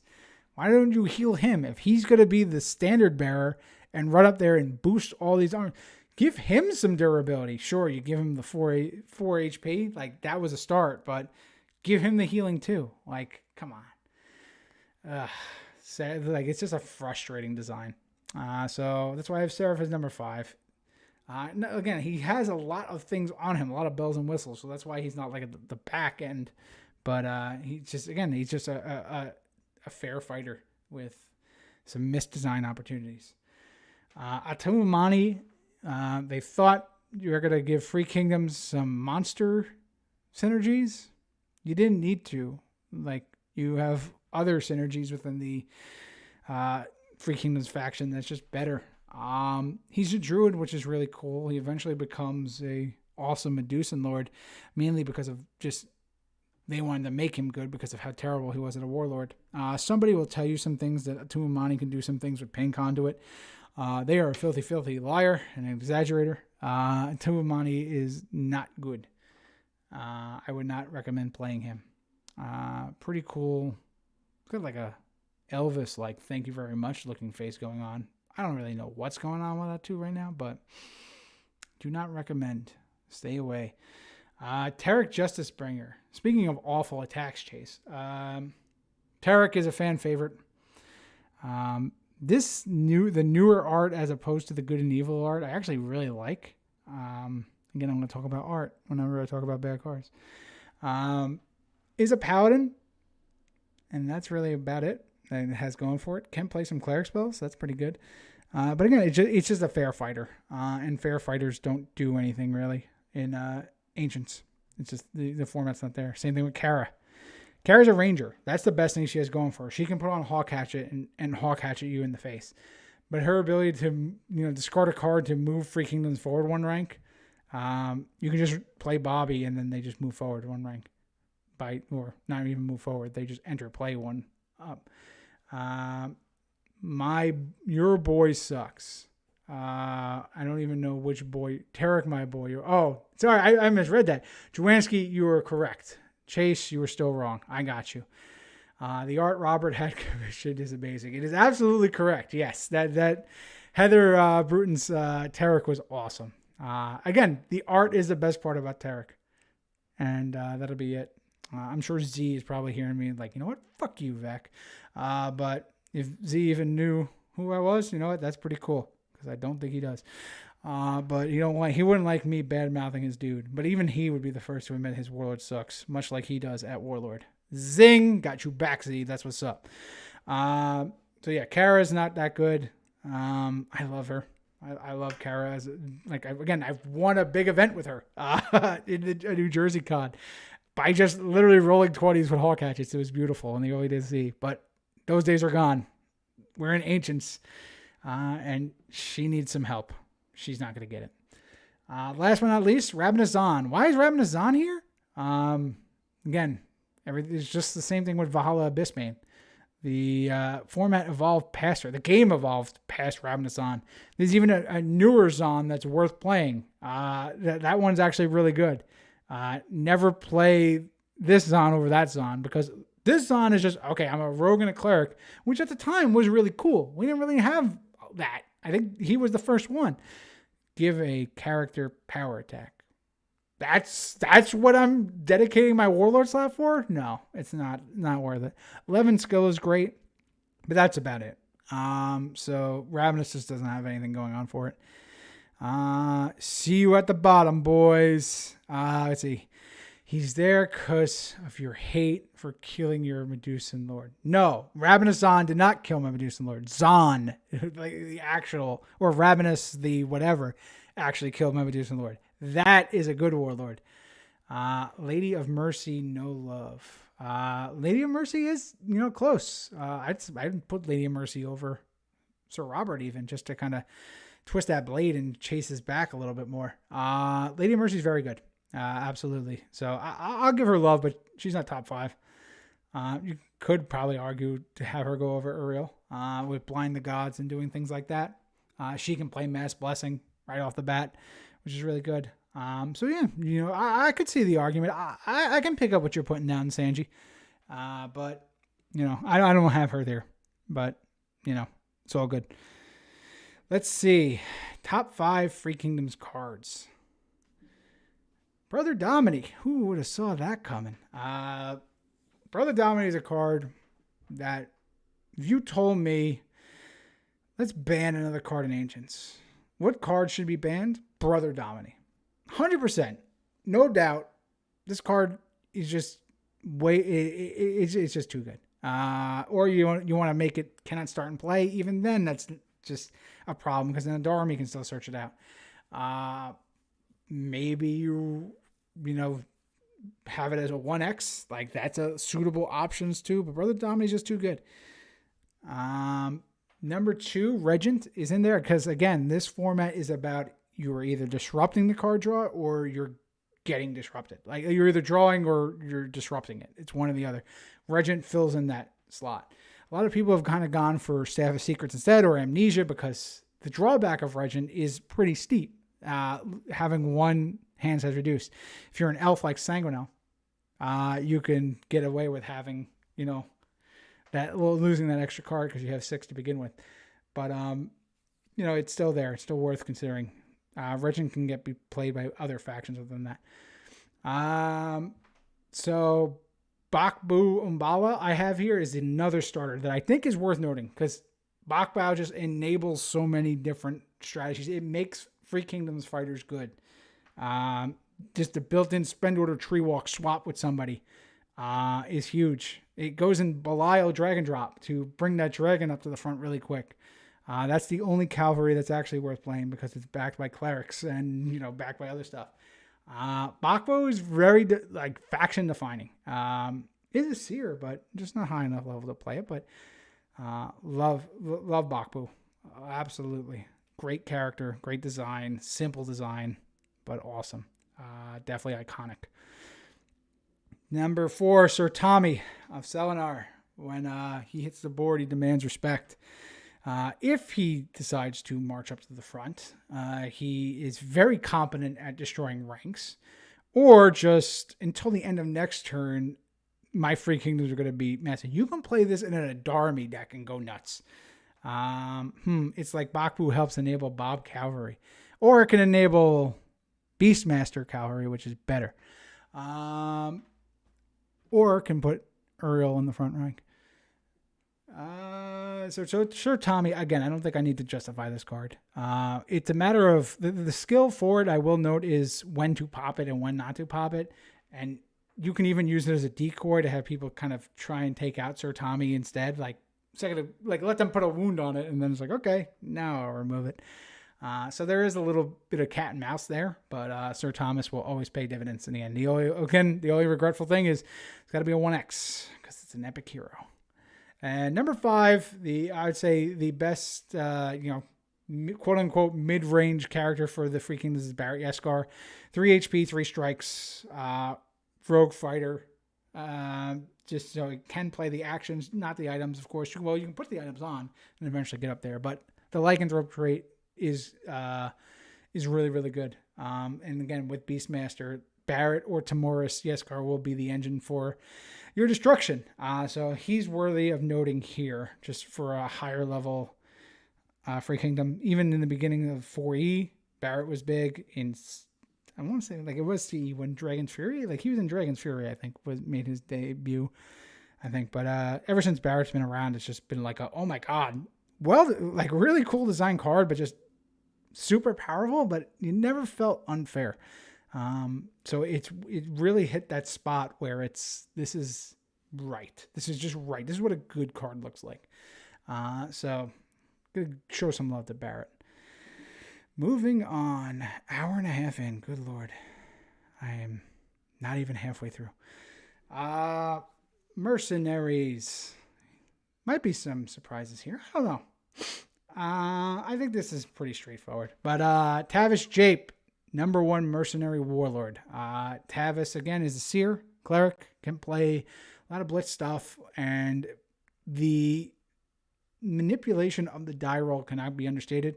It's the thing that separates Rollo from being a top tier player and an absolute garbage player because of his bad rolling. Tavish Jape, make sure you roll good. Roll +3 on initiative. So you're going first, or you have that ability. And then if things start going bad and you need to slow your opponent down, giving them -3 can really disrupt their ability. And waffling your alignment is just pretty cool. But Tavis, I think, is a clear-cut number 1 because clerics are really good. Alisara, everyone knows about this one. The Dragon Rancher, the summoner of choice.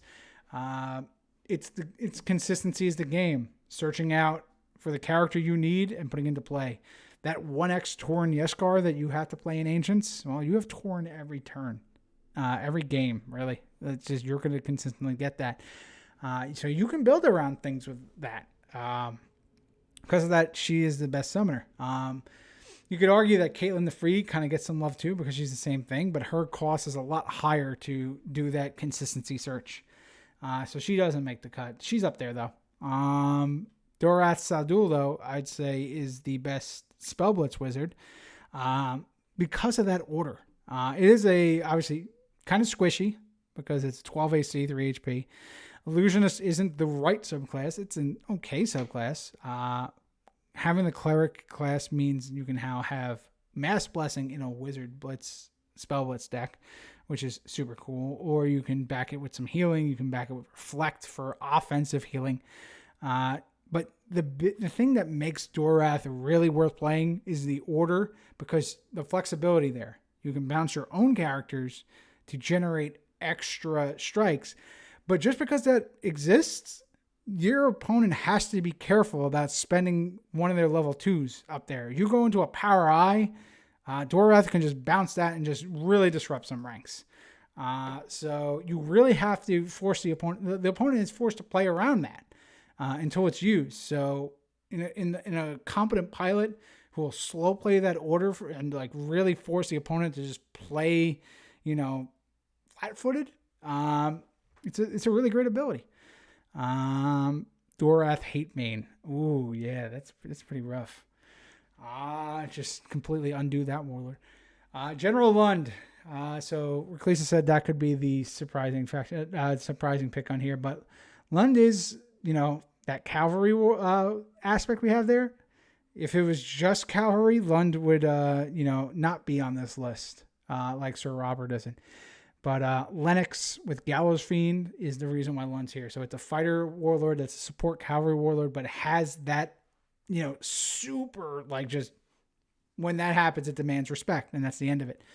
The ability for charisma just to add some consistency to the die rolls.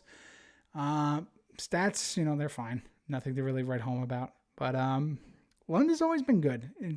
I would say Lund has always been the tier 2 warlord for the most part. But I would say, warlord-wise, he's it's always been okay, if General Lund does good, you're not surprised.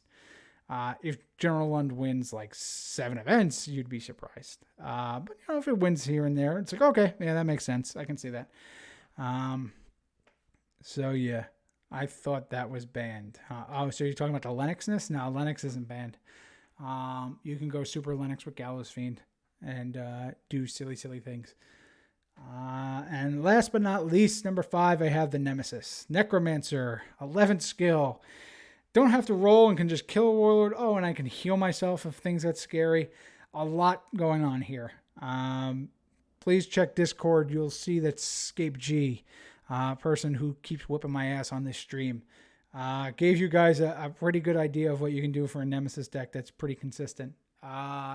So yeah, Nemesis is good. I think everyone's kind of known that for, ever since Nemesis came out, and you haven't seen Nemesis winning a whole bunch of events though, but again, it's just, everyone knows it demands respect. So I will put out a call to everybody. I know I got this out to you guys late for obvious reasons, because as you can see how long this is going, but I want to see Nemesis win this event. I want to see Nemesis place high in this event. So please guys, go for it. Run Nemesis. Don't feel shy. I want to see him do good. Bot 5, starting with Ablong the Maker. I'm not going to have it as the worst there because, again, I like the concept of what they did. They're hey, what if we give you a 4-class warlord and you can choose your own adventure? So, because of that, I give props to the design space, but Ablong's a trap. Absolute trap. Takes too long to get going. And just, you can never level up fast enough before you're just dead. So Ablong is the best warlord in the game eventually. Very well put. Very, very well put. I love him for that. Yes, exactly. Ablong is definitely a fun warlord. So I just, again, fun does not equate to good in these ratings. There's a lot of fun in here. A lot of people will have fun playing that Sutek warlord right there in the middle. I had a lot of fun playing Mac and Macabre. Doesn't make him a top 5 warlord, of course. So I will give you that caveat, guys. Have fun with it. I had fun with an Angry Mourn deck. Angry Mourn is absolutely terrible. But let's go back to Mac and Macabre. Shut up, Google. Oh my God, Google's like yelling at me. So Google really is a fan of Macamacabre. But yeah, so Macamacabre was again a call to arms designed warlord. But it's just the uberness was never there. The Highlander aspect of it actually came out pretty good. So that deck actually did fairly well, but it's just missing a lot. Chassis is a great learn to play warlord, and that's about it. Barbarian, monster, most other monsters. Problem is it's a front rank fighter, and fighters really suffer in Ancients. So that's really it. Cassandra the Arcane. Like, I really wanted to make this work. I love Lynn Hunter's art. Cleric Wizard. So that combo is highly desirable. But, like, just the react is just really poorly. They made some mistakes here. Discard a cleric spell from your hand after casting a wizard spell or vice versa to ready Cassandra. If it was just after you cast a spell, after you spend to cast a spell, discard a spell, and just, you didn't have to, you have to have the vice versa. So with the deck building ability, it gets real clunky with Cassandra. And that ability to just ready is just not worth it. Other factions, other warlords, other similar cleric wizards can probably get that from elsewhere. Let's see. I'm bringing the heat with Tarek, y'all. Although Vac is tilting me enough to want to play Bob. That's what I'm here to do, bud. I'm here to tilt you. Angry Mournwater. Speaking of tilt, it's a Dragon Warlord. I always wanted to play a Dragon Warlord. Oh man, but it's this. I can make characters +1 or lower level for casting spells. What kind of hot garbage is this? He's a really cool concept of just, walking in and you see this big dragon like shaman with like a bloody dagger, and that, like, you walk into a dungeon playing D&D, it's like, oh man, I'm about to get messed up. Don't worry, it's only Angry Mournwater. Probably not that bad. Again, you can slap a bunch of wizard spells on Angry Mournwater and some good mercenaries, and you could probably do fine, but not because of anything that's on that card, other than maybe skill and the class and the level. So that's Mercs. Let's Angu gets the starter. I don't know what that means. Anyway, let's move on. All the warlords I want to play suck in Ancients. Reclesis, like I will say that, and I'll take a minute to kind of explain this. There are a lot of people who love bad warlords, and that is totally cool. Like, playing with these underrated warlords and actually doing well with them, which I know Reclesis has always done. He's a great player and has done well with them. Like, that's its own reward. Beating somebody with a bad warlord is a much more rewarding experience than winning with a try-hard Tavis deck. So always remember that. Never stop being you. Big mood indeed. So let's go to Mercenaries top 5. I don't think there's going to be a lot of surprises. Like, before I go, like, anyone want to take any kind of guess on the top 5? I think you guys will probably get at least 4 of them. Scaly Sycophant is the thing. Scaly Sycophant is not going to be in the top 5 here. Yes, I know that there's a delay here. Well, yeah, that seems to be one right there. Not both, though, just one. Fried Feed was going to be on here, but I did not put it on there. Oh, here we go. Oh, my God, Carter, you're actually watching? Oh, I would have never thought. Happy belated birthday, my friend. I'm just shocked that you're actually paying attention to my stream. I thought you usually have better things to do. Anyway, let's go to some not very surprising things here. Tauren Jackals. 1-2. Always. See? Burnout, you knew. And then I cut you off before you could say the others. So yeah, here we go. Halo, Halo is absolutely worth owning. It was on the short list. I had like a top, so the way I did this, a little just info into it, it's literally just set up Accord lands, get the filter in for any mercenaries in Ancients, and start literally going through card by card. And then if I saw a good card, like, yep, that might be something worth noting, let me just copy paste, throw it into my slide. And then from there, we kind of, once I was like, all right, I got all my potential nominees on here. Let me call back. So, but most of them I usually had like 10 or so. The mercenaries, I had 30. So it was like, oh God, I got to cut these down. It's like, all right, well, I know Tauren and Jackals are at least 1 and 2. That's it. Like, figure out the 3 to 5 is really the crux here. So I had to leave off ones like Cal, Blackborn, which Juwanski actually pointed out. Brian Fee was on there, absolutely. But again, I wanted to stay away from starters, and Brian Fee will always be a starter and a Warlord killer. Halo Fire, absolutely, is definitely noteworthy, but I think the top 4 are indisputable. Tauren is hurt for a reason. Jackals, again, is just you can run ×3 Jackals in just about any deck. Shadow Reaver absolutely could have been on there. Had to be taken out though, because wizards do play spells and they do hit things. So that planner becomes not as good as it was back in the day. Temple of Lore is a deck defining card.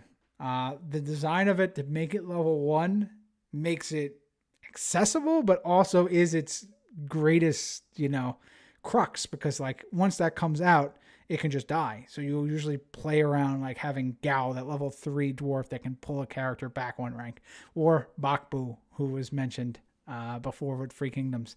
Bakbao with Temple Lore means I have my Temple Lore and I have permanent Cardinal Broman going. So Temple Lore is absolutely, it's meta defining, I would say. Can't really like hate on that. And then Archer Tower, it's it's restricted and reserved for a reason. And we saw that what happens when you take that off for the Saga block. Getting +6 to all your range strikes is just insane. And it's got 2 HP. It can start in play. Except for in Ancients. It can't now.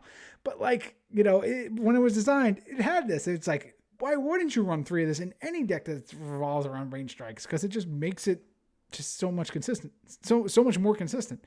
Think what Sakar can do with Archer Tower, Angel Tears. Like, that was an actual deck back in the day. And it stopped for a reason. So Archer Tower, even as a 1x, Tauren as a 1x, same thing. It's worth it. If you have range strikes in your deck, put that 1 Archer Tower in there. No questions asked. Make sure it goes there.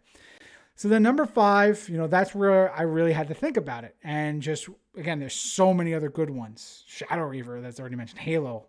Like, what is the most defining card? And I had to think about like what I was thinking about with Disruption. Like, what character when it hits the board just demands respect and really forces you to play a certain way, and it's Ghostbog. Exhaustion, no surprises here, is the best action in the game. Ghostbog is an exhaustion every turn. It seems very fitting. Ghostbog can go into any deck and have an instant impact. Doesn't have a lot of stats, but just forcing your opponent to play in a certain way is just really good. They have to play things in certain order. They have to be cognizant of these things. If they mess up, like, that's the end of them. They make that one mistake, not only did you stop them for the turn, you've tilted them, and they're not going to recover. They're just, very hard to come back from that. So I gave Ghostbog the nod. I do think it should be included in most decks. Yeah. So Archer Tower makes Vivian a lot better. Yes, it does. So yeah, no real surprises with Mercs. All right, we got 2 more factions. Let's see. Going to those little green guys. And the green guys here, I think we got some surprises here. I'm curious if you guys are going to yell at me about this, but let's see. Top 5 Nothrogs. Artek and Fatraka, 1 and 2. No one saw that coming. But yeah, they are the 2 best Nothrogs. Artek is, again, has that differentiator that makes fighters unique. I can guarantee that I am in the front rank every game. And then I'm massively big with strike bonuses, and I can just build my deck around the fact that I am in the front rank. So that consistency makes Artek really good. And you do see some kind of stylistic changes with Artek. Like, you saw Josh's version of Artek that played high-level Nothrog characters and just discarded them to swing.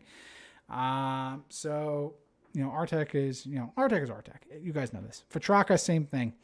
Fatraka Bomb is a deck with the better Terror by Haya, or I think that's technically a Reaver. Oh yeah, Terror's a Reaver. But being able to put in Feral into play and have them run to the front rank, disrupt that, and then immediately attack. So Fatraka has all of this. Nightmaster Rest, I believe, is hit in this format. I can't remember off the top of my head if it's banned, restricted, or reserved, or what have you. But it's a cleric. It's a Nothrog cleric. Nothrogs didn't get many cleric warlords historically for a reason. And when Fatraka got it, the ability to go extra ranks just made all those Nothrogs that hit really hard even better. You'll see in my top 5, like almost all of them kind of go into that. So what we have here, though, is, well, what about the other 3 here? So High Priest Natural, I'm going to say, I'm going out on a limb here and saying that this is one of the newer ones that came out with the 20th anniversary. And I think it's going to have an immediate impact. I think High Priest Natural is really good, even without Makusag Cavalry. It just redefines how you start army, even though it's not really redefining because Hate did it back in the day. But for a Warlord ability, it's really cool. We kind of saw that with the Stolen Destiny Warlords, and even then, that was really cool. Like that whole set had that ability. But it's a Seer. It's got great stats. Can make a medicine check to inflict or remove wounds, so you have flexibility with offense or defense. So for the same reasons that make Fatraka strong, Natural Hate is kind of, or High Priest Natural is up there. And now you get the Seer trait. So you have a lot of access to premonition and things like that. Tauth is the wizard of choice for the Nothrog, even though I'm showing the 13 AC version. Tauth actually has 12 AC, but I like the Lynn Hunter art. It's just crazy shaman dancing around a pool of blood with some swords, getting ready to slice some people up. But wizards, again, with ancients, you just throw a bunch of wizard spells, order wizard spells into a deck. Play Tauth, backed by the Nothrogs, like hard-hitting punch. You got yourself a deck. You'll do fine. You'll do all right. So with that, Tauth demands respect. And then Bershar Nin. This might confuse a lot of people. But then that means you have not seen Josh King's deck with Bershar Nin. To kind of sum up what it is, it draws its deck out guaranteed every time, turn 1, putting the Dahlias and Lost Brides into play because you can just put a lower level character into play without loyalty penalty. So you got that flexibility to build around. You drop the Ring of Piercing, and then you basically, when you draw out your deck, you have all these characters now in play that all themselves just draw more cards, like Satusk and Bokos, who loyalties reward and do things like that. And then you got those in play. Give Bershar Nin Goes at Mercy, give him Ring of Piercing, and then give just extra wounding. And this is like, all right, cool. The Amulet of Waking, that was the last one I was remembering. Get to the front, start murdering face. And that's what Bershar Nin does. He is asking to be Infinity's End of the Face. Yes. So yeah, but like I've seen that deck do well, so I wanted to call it the top 5. Like Nothrogs themselves, they have a lot of good warlords, not really a lot of top 5. The other one who I'd say, if you want to replace Bershar Nin, one that is near and dear to my heart, Kothka, is a very good option as well. So he's number 6, I would say. Just again, card draw is good, but I put Bershar Nin in there. Just let's be a little different. Let's go for it. And excuse me while I blow my nose. This is what happens when you go this long of a stream. Actually, I'm not even at 2 hours yet, so I'm still doing good. So yes, that's top 5 Nothrogs. Bottom 5. Sorry guys, Terror fan favorite sucks. Reavers are terrible. 13 skill is pretty cool. 4 HP was really cool back in the day. Thematically, it's top 5. Play wise, it's bottom 5. Viper whip the shit out of people. That's pretty cool. Ice Stalks. I mean, are they a thing? I don't know. Terror, you're not at the very back because there are definitely bigger fish to fry than you. Yes, boo me. Boo earns this guy. So then after that, we got a pair of rogues that I think just are bottom 5 and just really don't have a lot going on for them. Tactician Mugfleck. He's on here again, like just the ability to kind of blow up characters that get hit by melee strikes. The fact that it's only melee strikes drives me nuts. Like, I get it. If you're running around with a Molotov cocktail, if you shoot someone with an arrow, you're probably out of the line of fire of the explosion. So I get why physically and literally his ability shouldn't target people with range strikes. But like, if the ability was DC 13, it would be so much better because that's all he does. He's a scout, sure, that's cool. But that's it. That's all he's got going for him. He needs something else. So I don't think he's good. I really don't. Prove me wrong, Woodrow. Prove me wrong. Whoa, Juwanski, you're out of your mind. And I'll tell you why in a little bit. Scrim, Spindle Spleen. I have him on here, regrettably. It's an assassin. Assassin's actually a really good subclass. Not as much in Ancients, but it is still really good. Just, what is this ability? Like, what are you thinking? Come on. Once per turn, if it is not the first turn, reveal the top 10 cards of your deck. Each of your Nothrogs may equip one revealed weapon, not even item, weapon, and that they may legally equip. Discard all the remaining cards. It's just... This was like, started off with a cool idea and then just, got a little scared. It was like they were going to jump off the high dive and it would have been awesome. They would have did a cannonball. They would have did a front flip. It would have been a big splash. It would have been awesome. But then they took 2 steps and they're like, I'm getting a little scared. No, I don't think I'm going to go. Maybe I will. And then they did like a little hang drop into the water and then ended up just falling and hurting themselves. That's what I imagine the design aspect of Scrim is like. The only thing they did right was give it the assassin trait. Donner of Clan Hell. This is a problem of being too vanilla. I inflict additional wounds on melee strikes, but I do a spend order that lets me go an extra range strike away. Why don't you just let him do additional wounds with melee and range strikes? Why not? You're going to have a Frost Giant and he's going to be like this much of a pushover. Punching the Terror, like he's a Frost Giant. The Frost Giant should have more HP than Terror. I'm sorry. Oh my God. It shouldn't have as much HP as Talth. I'm sorry. Donner, that's it. This is a real good Warlord if you were going to make a very low level learn to play kind of deal. Like if you told me Donner came out with Saga the Storm, I'd believe it. But this got designed between CE and Epic. I think they just had cool art and they're like, let's make a Warlord, but what do we make it? And it's like, let's let the intern design it. And the intern missed. Last and definitely least, Regent. I am sorry. Regent is not a good Warlord. Anyone who ever said it. The Germans tell me that it won German nationals. But I think that was just a big ruse just to make the rest of the world laugh at them. I don't know why. I guess that's the German humor. See, they are funny. But right, against a good player, the ability for Regent it's just no. It's got 4 skill. Why? It's got 1 strike. So it's I draw my 1 card. And now I'm going to get a card every time you play them. I was like, all right, cool. I'll play a Shadow Reaver. It's my first character.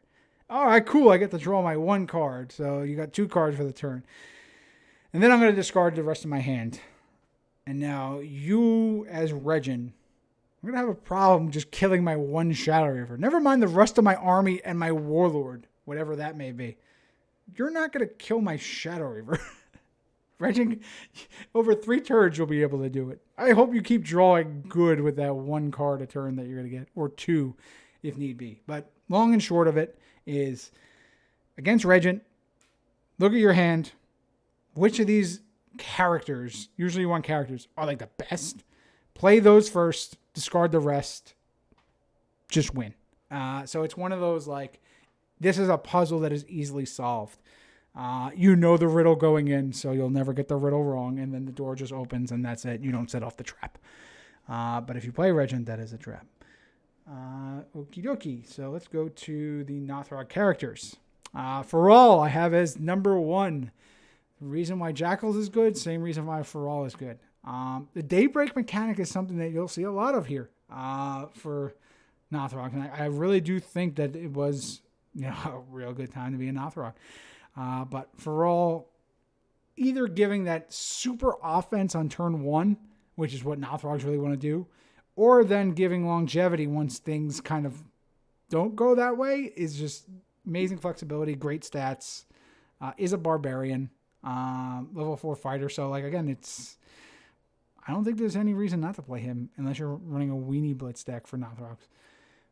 Number 2, I put 2 of the same card, technically. Karachuk and the Rotarius. They are literally the same card, except for slightly different variations, but for all intents and purposes, you can play both, and you should play both if you're going to play one. They are both unique, but because they have different names, even though they have the same art and almost the same stats and almost the same abilities, you can just kind of play both. But you can build around Karachuk, and he demands respect. You saw it with the Kotka deck. You can do Karachuk Serene, or you can just put Karachuk down and then tree walk him to the front and then just go nuts. So Karachuk is real scary out of Fatraka for sure. Or the Rotarius also is scary. Number 3 is Nemtok. Just play it first turn. Your Nothrocks inflict additional wounds with melee strikes. Brine Fiend goes away. Tavernian Courtier goes away. That level 4 character that you dropped up and stunned the front rank, it's going to get hurt. But then even then, if it's not, your Nothrocks now have power attack. So, okay, they got to make a roll. But then that stacks because Nemtok is not unique. So if you draw 3 of them, you have a level 4 Nothrock Druid. Druid being the right subclass, you can go Tree Walk. So that's really good. You know who else makes those go away? Andeel. Oh, this guy over here. Nemtok's really good. Awesome stats. 2 strikes at 8 and 4. That slots him right into any kind of Nothrog deck. But especially a Nothrog cleric like Fatraka or Hate, it'll boost the rest of your army to give them that extra punch to kind of differentiate your cavalry, and then also just longevity in general. But he's just a great character. If you just draw it, you're not upset. Ever. So Nemtok, number 3. Number 4 is Carrig, because again, card draw is good. Turn 1, put this card into play and draw a card. You have a body, you have a strike, and you have a card. If you actually draw him turn 2, I'm sorry to say, you drew poorly. But he's still really good. But he's up here, same reason for Satusk is here. Just the ability to draw a card. Card draw is good. Consistency is good. Always remember that. Akvuk and Res. Res is okay. Res is not great. Akvuk definitely not. Just way too many ways to prevent that wound or prevent that strike. Cool flavor wise, and yes, I love these cards that they exist. Not top 5. Not sure. Honestly, other characters that I may have left off, like Phython, he's worthy putting in here. Level 2 Druid that you can start to have Tree Walk going or just heal Artek. That's very good. Urnak you can put as a level 1 here if you really were looking for something like that. You want to give some monks some love, put Aradan up there. One of the best level 4s, I would say. The best monk characters, I would say, is Aradan. That's Nothrocks. Those are those little green guys. Let's go to the last faction, and with the disclaimer that you should not play this faction because they just did not exist long enough to actually benefit from the Ancients card pool. But here, obviously, there's not 10 Ancients. There's not 10 chosen Warlords. So I cannot give you guys a top 10. I can just give you the actual 8, and you can just look at the whole 8. And this is the chosen I have up here. Probably a little crazy, but, in general, if you're going to play the chosen, you probably are crazy as is. Because, again, you are working against yourself. But let's go to it. The chosen. In the number 1 slot, very surprising, the Bloody Mistress. Why? Well, she has the differentiation that fighters need. Getting to the front rank really quick, winning initiative, cycling with card draw to get some consistency. She's really what you want from a front rank fighter. So you can actually just do well if you draw well and roll well, can just win with her. And you're not reliant on the chosen character base or chosen, a chosen-esque ability in order to kind of get her going. It's just, I'm going to win initiative, I'm going to draw cards, and now I'm just a fighter with good stats, and I'm going to blow your face off. That's it. So, really, you're a Deverinian. We all know you're a Deverinian, Bloody Mistress, the Bloody Countess. But, I'd say you're probably the best chosen. If not, you're definitely top 4. And then, surprisingly, number 2, Saga Kish. Why? Because you're a wizard, and you get bonuses to your strike for your wounds, and you have card draw, innate card draw by inflicting your wound. Sure. You go balls to the wall, and you just spell blitz the crap out of people. Again, you could just get sniped out by like Sir Rollin, but if you are a new player who's just like, I want to play this metal-looking card because it's just like 666, the number of the beast. I'm down. I love Iron Maiden. Let's make it happen. That's what this kind of card looks like. So you just be on board with it, and you do fine. Again, consistency of inflicting a wound to look at the top 7. Use that. Again, you're a glass cannon. You proceed with caution, but there's a lot going on there. Absolutely worth it. Let me see. I want Aliza to be good. I really do. Maybe in a turncoat tournament that could be, but we'll see. My boy Saga number 2. Yeah, it's true. I have an Ancients deck with Saga that gets his HP super high to get the buffs and shoot the crap out of the opponent. Not the best, but fun. Yes, you see that's cool. I like that. But just getting the extra wounds just to get a spell and just putting it on it like you've successfully scribed it like that. Like it's card draw. It's efficiency, and that's huge in this format. Number 3, I have Ningula. It's the right class, level 5 cleric. Is a canter, so it gets all that fun stuff. But again, it's really because of the cleric class that's here. You have to kind of, she is very slow, as you can see. Ningula is not somebody who's going to beat you in a foot race. But it could pack a lot of punch and surprise people because of the canter ability. Just, fervor, here we go, pop, that's it. So Ningula gets the nod here, but then also the other top would be a tier 2. Tier 2's here because it's a summoner who can drop some big, huge monster demon thing or Dragon Ranch. Like if you're going to go that kind of style of deck, you do it out of a tier 2. And Rolo has been talking to me about dropping Erish. If you don't know what Erish is, it was what happened when Arn thought, I really want to make a challenging like Overlord challenge, but I want to make it like even harder than any Medusan Lord ever made. And that was Erish.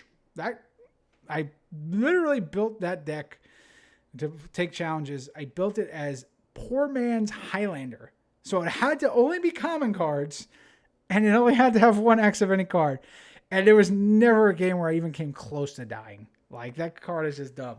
But there could be answers once you drop it into play. So even when you drop it into play in a tier 2 deck, it's not an auto win. But like that's what you can do with the tier 2. That's really cool.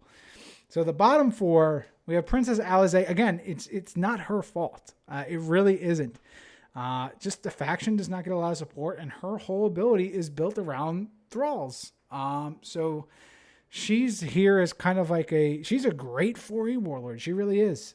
Just as you play thralls, just readying them, getting some more mileage out of them. Her ability for, just as they die, you get, you can literally just pretend like that was a cost of an action. Like there's a lot to that, and that's really cool. But she just doesn't have the punch here. Being a level 5 rogue, cool. You can, build the typical way of, I'm going to assassinate with some portable holes and some things here, and it would be fine. And Bard, okay, you get some bardic knowledge, you get some spirit singing in here, but it's just because it's only because the thralls don't have enough support. So I want to like her, but she's really hurting. Number 3, I have Ruash Shan. Only because he seems like he wants to do some kind of combo, and I don't know if there's a combo out there. There might be. The ability to just gain classes, there probably is something cool there that no one's ever discovered. So let's just give him the nod because the entire, other than Alize, the other bottom three are just not good. Galamreth, like, again, is just a standard fighter. That's not what you want in Ancients. You need something that makes it very unfair, and he doesn't have that. And then Naram-Sin is absolute hot garbage. There are just better Uber options here. And just you transform into some Uber cleric. What do we say about, front rank clerics? They're just not good. They're just not good. At least he doesn't have just +2 attack anymore. I think he's 5-0. I think at one point he had +2 attack. I don't know if that was in playtesting or what. But I remember him being hot garbage like that. But cool art. That's about it. But Naram-Sin is just way, way, way too slow. Not worth playing. So then, of course, I always keep saying, like, don't play the Chosen. So what are we going to do with the top 5? Well, 3 of them I at least have Chosen, but the others are dual faction cards so that you can get mileage out of them in other ways. So Redu Tam, I think, is the undoubted, like, that's the, if you're playing Chosen, put it in your deck. Redu Tam is just a fantastic character because it fuels your entire faction's reason for existing and then turns you into a suitable character, like, +5/+5 with that's planner and has 2 HP. Like, that's really good. Number 2, Yeg Igrul's Altar. I don't even know. This is mostly a Nothog card. Just the ability to prevent any kind of wound reduction and give it a bonus to a strike is really good. The ability to kill some of your characters and get charges out of this. Kill your own characters do have some advantages in some cases. Obviously, for the Chosen, that is the case. But even in Nothrogs, just getting a unique character off the table when you want to play another copy of it, you can do things like that. And if not, it's a level 2 wizard that starts in play with 6 skills. So it can play things like Command Horror, which is really cool. So it's definitely one of the better ones. Again, but it is mostly a Nothrog card. Just like Amends is mostly a Dwarf card. If you want to have, an extra attack without spending, just play Amends down, put them next to somebody, and go kaboom. So you can do this with front rank fighters. You can do this with just rogues. You can do this with anybody who's in the front rank. Amends is a character that gives you an extra attack. So that kind of speed is really, really, really good. Number 4 is one that probably people aren't really as familiar with, Mistress Flavia. But the ability to take a level 1 or 2 from the opponent and put it into play as a thrall, like, it's just value. She's a level 3 multi-class that doesn't enter play as level 4. She enters play level 3. Sure, she only got 1 HP. She got 16 AC. That's really good. 6 attack. That's pretty good for a rogue wizard. 6 skills. She's a necromancer. So if you have any kind of like shallow grave tech and you want to do things like that, you can actually do that with a card like this. But there's like when she dies, you remove her from the game, which is, that balances the card. But otherwise, all in all, she's just fantastic. I like her. I'd put her in just about any Chosen deck. And then last but not least, might be surprising, Nemra. I don't know if she really gets a lot of, credit even in 4E, but targeted equal or lower level opposing character within 2 ranks. The target performs a melee strike +3 against a target of your choice. That is just a super cool ability. Like, you can target the opposing Barrett Yeskar and have them eat someone's face. Like, because of that, she's just really good. And if worst case scenario, she's a level 3 wizard with very good stats. She's a planner character with 2 HP. She's a pain to deal with. So just in terms of design, she's really great. You get some mileage out of her. So kudos to this card here. I do think it's worth noting because anytime you can turn your opposing characters against them, you'll get value out of it.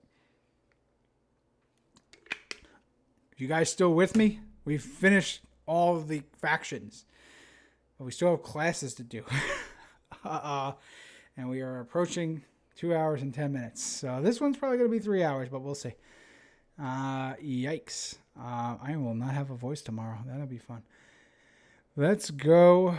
Let's start off with fighters. So the way I do classes was a little different, obviously, than factions. There's obviously not going to do a bottom action. We're not going to do a bottom 5 actions or bottom 5 items.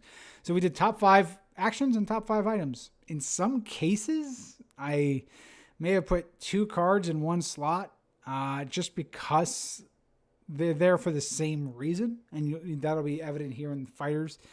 It was just a way for me to kind of cheat more cards into here to kind of talk to you guys about, because there are cards that do deserve to be noted here. So let's start off with fighters. Let's look at the fighters top 5.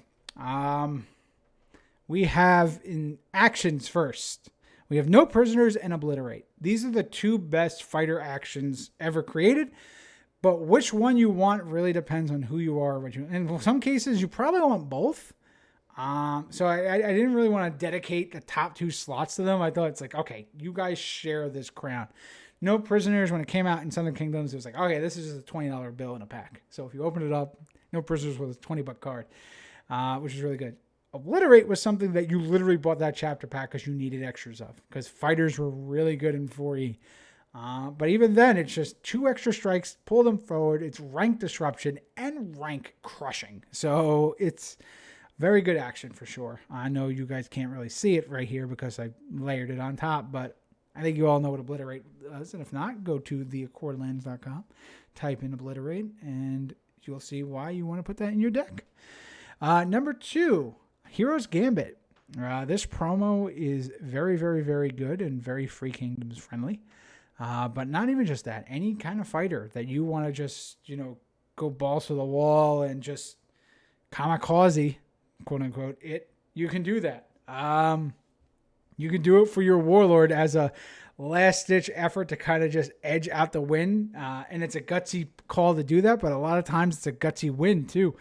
But if not, you just do it with an expendable character where you're trading a card in your hand and the character in play who may already be on their way out anyway. Like if you suicidal charge with a character that's a fighter from rank 2, get some strikes going, and then Hero's Gambit after you get another attack. It's attack, not strike. So on all those inflict an additional wound, it's really good. Summon Lesser Fiend, get it in there, and then just go Hero's Gambit and then watch it go kaboom. Primal Rage, speaking of Summon Lesser Fiend, Primal Rage is also just like I love the design of this card. It's very powerful. It'll always be a card that's worth considering if you're either a barbarian monster or a lycanthrope. If not, you really don't want it. But you wound your character in order to gain 5 attack, additional melee strike, and then possibly inflict additional wounds. So it's everything that you want in terms of an actual fighter. You need these extra abilities to kind of put you over the edge, and just to be able to, once you swing, you demand respect. You're taking out half an army. Or in the case of like Lord Winter, who was also not as a top elf. That was another one of those bubble ones. So you guys can yell at me about that as well. He can ready and then get even more strikes going. Krenther's best friend. Yes, Krenther absolutely loves this card because then he just heals that all away. But Primal Rage is just fantastic and absolutely is worthy of noting and just something to remember if you're going to play any barbarian monster or lycanthrope, or if you're not going to play that as a warlord, if you're playing Summer Lesser Fiend or some kind of, like, if you're going to play Frenzy, build a dwarven deck around Frenzy and just have him Primal Rage and watch him just explode everybody, and then Priam just heals them and readies them. You can do that. Broken Earth can Primal Rage. No. Why doesn't Primal Rage work with gargoyles? I don't know. It really should.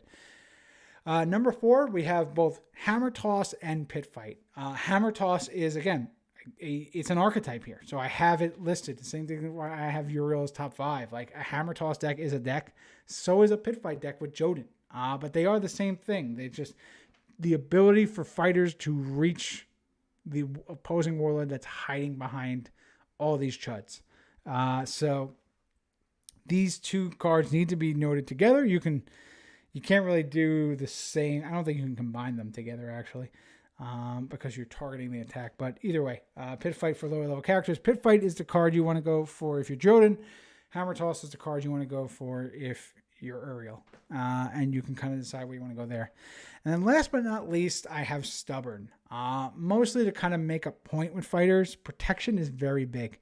The reason why fighters suffer in Ancients is because there's so many ways to shut them down, spend them, ghost bog them. Stubborn is the answer to that. It's innate movement with protection. And when you're trying to put all of these cards into slots in your deck, you need to kind of figure out, am I going to use this slot for a movement card or am I going to use it for protection? You get both in that. So a card like Stubborn is, again, it came to the Learn the Play set.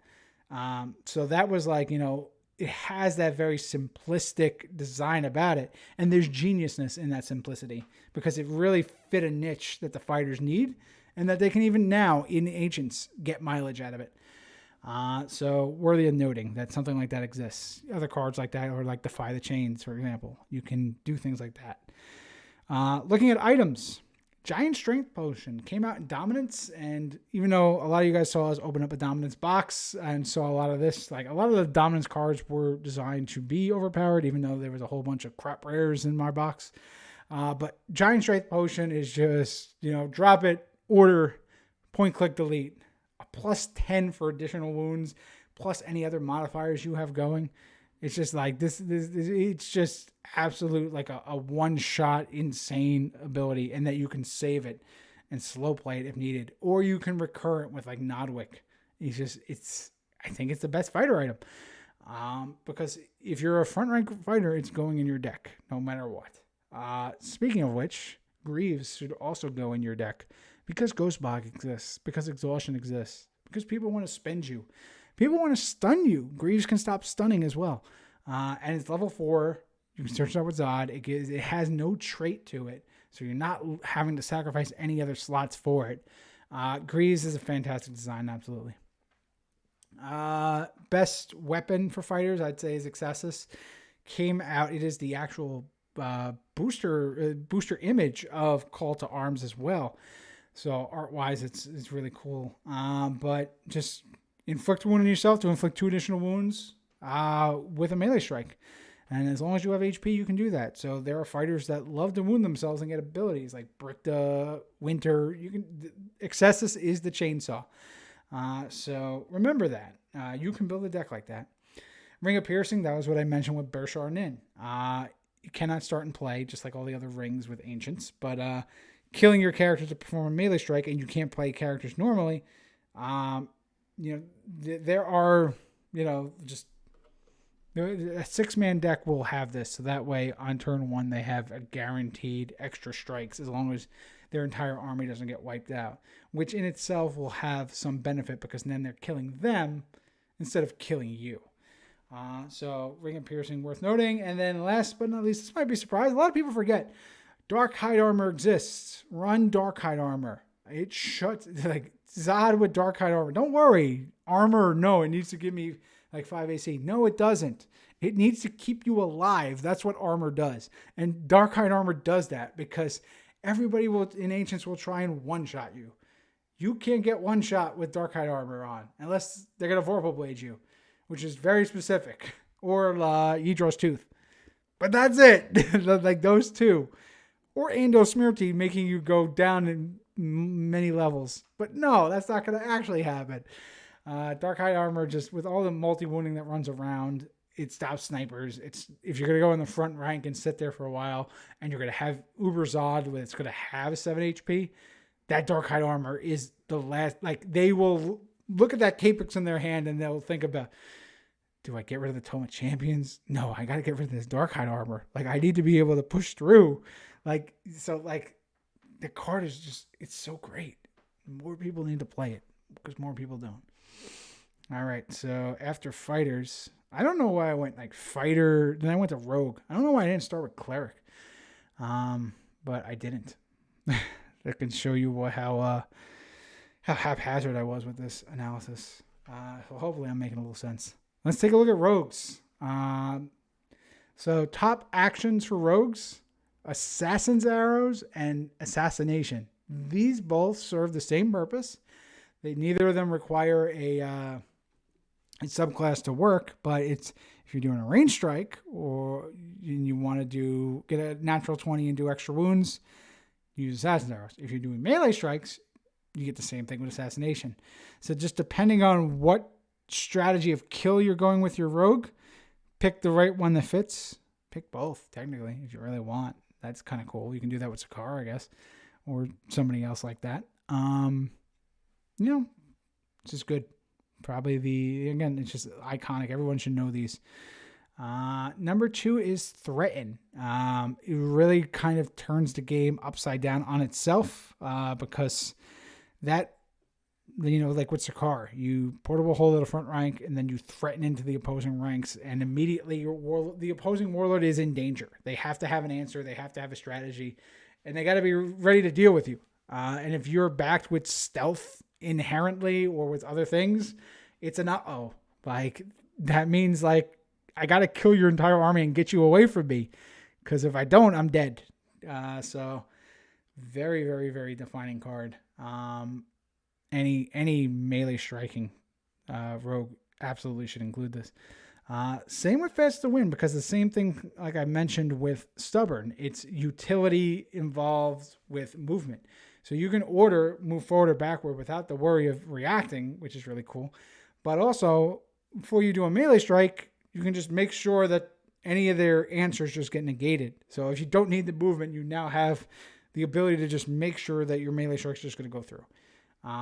So it's just straight good. It's just straight good. And as long as you're level 5. So if you're multi-class, you're going to stay away from Fastest to Win. The number 4 is one that I think a lot of people forget exists. Vantage Point.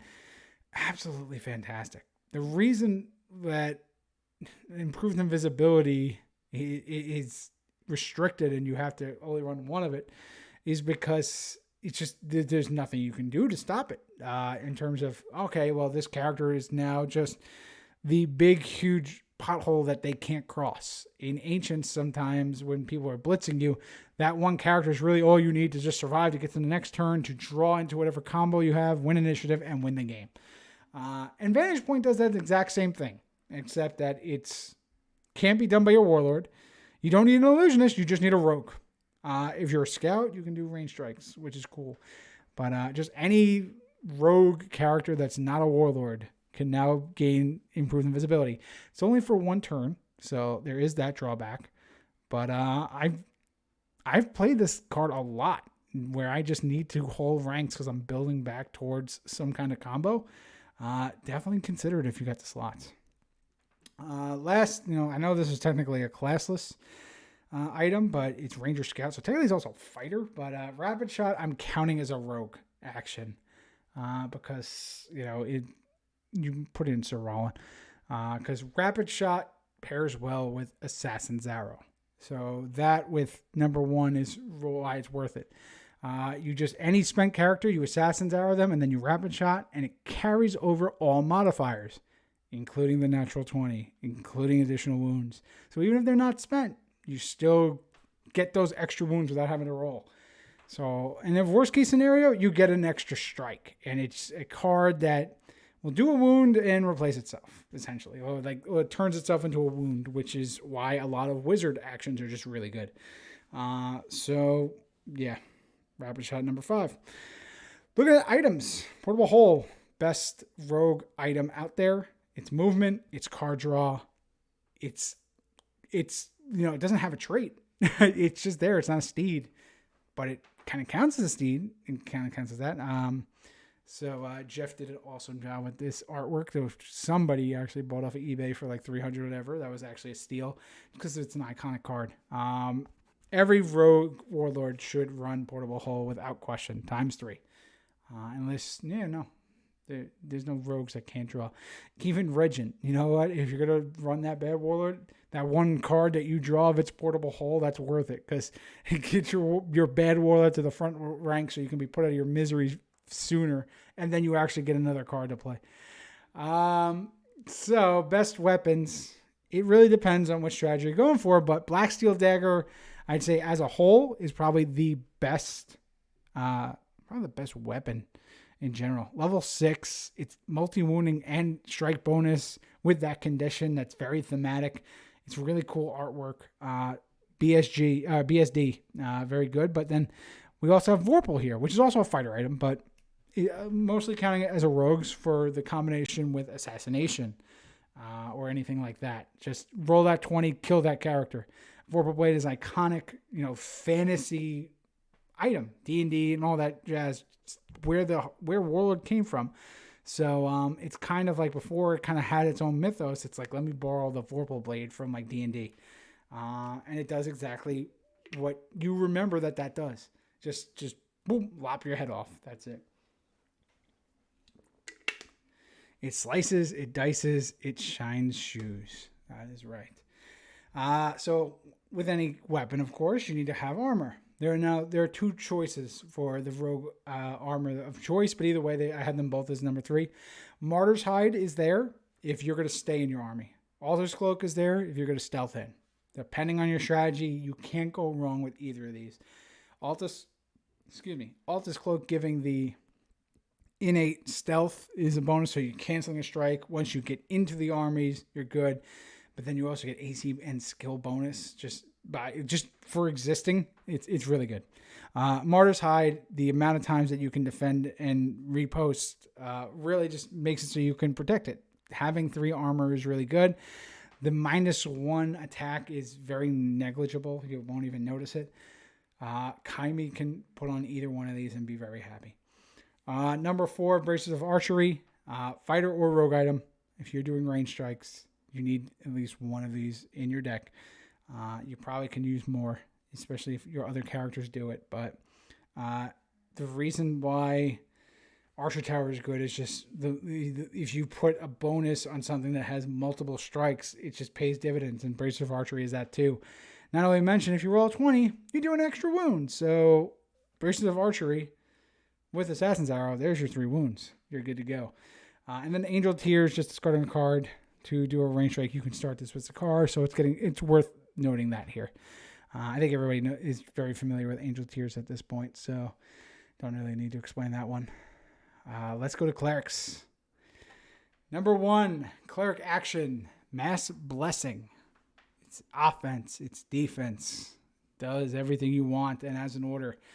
And it used to be up on my wall here until I put Gravity Flux, but Mass Blessing's over there too. Don't worry, I still have it. Just very good. If you're a Cleric Warlord, run 3 of it. Don't ask any questions. That's it. Just it gives your rank stability, and you punch back. You have offense and defense. Veiled Passing is there. Like, again, it's one of those, like, when that happens, you're like, oh, why does this card exist? Well, it exists as an answer to make these games interesting. It's not a matter of did you draw your did you draw your combo to just win the game. It's did you draw your combo and then you have enough to kind of get around my way to disrupt it. Veiled Passing kind of makes sure that your combo gets through. Or worst case scenario, because it's level 1, if you have any cleric, you just cancel any kind of react. And if timed correctly, if done on the right action, like it can win you the game. Seize Life is the best healing spell because again, it ensures that you have a turn. This turn, like giving a temporary hit point to all your other characters or 5 other characters. It's really good. I mean, there are other healing spells that I do like. I like Fulfill Destiny, but giving your opponent a card is very rough. But Seize Life, yeah. You need a healing spell. That's what you should start with. Or Reflect. I don't have that noted here. Level 2 Cleric, because then that's defense and offense. But of course, if your opponent rolls a 20, then you're just screwed. But yeah, so maybe Reflect should have got the nod with Seize Life on here. Number 4 is Tree Walk. I already kind of talked about what Cleric Druids and Nothrogs do with Tree Walk. Put Karachuk in the front, and Big Bubby demands respect. You can start a level 2 Druid and then Tree Walk your Warlord to the front rank. It's just point-click swap. Very awesome. Number 5 is Premonition. I've mentioned this card a few times by now. Seers can just, again, disrupt any combo. If you're doing Fellblow well, I run 3 premonitions. You have to get through premonition 3 turns of Fell Blow. So like, it buys you 3 turns just existing, and it's level 3. So that 1x Tauren Yeskar can also play it. It's very good. Items, Staff of Kazazi. It, again, forces the opponent to make sure that they're playing all the cards in their hand, because otherwise you are readying any character in your army. Right? It's not, it has to be lower level. So, okay, you're not getting it, like, you're not readying a dragon, but any character worth noting, even if it's stunned and in the front rank, doesn't matter. It's readying. And this is a shield, which is a very unutilized trait for clerics, cleric items specifically. So, and it buys you the tempo of when you're going to put the order in. It will force your opponent to not hold back any tricks. Like, they're going to have to rush to get those cards out of their hand so that you don't keep getting the staff going. So it's probably the best. I'd argue, like, I debated about whether I should swap the next one or not. Ring of Savant, just recurring Mass Blessing, recurring any of these other actions that we have up here from your discard pile just by making a scribe check. And then if you draw any of these extra spells and you want to save them, you can also do that just by having scribe. Ring of Savant's absolutely fantastic, and it's not unique. So if you're a cleric and you're playing other clerics that might do that, you can have 2 Ring of Savants going, and then you just get so much more value out of your cards. Speaking of other clerics, Figurine of Protection. I have this in number 3. It's the best figurine.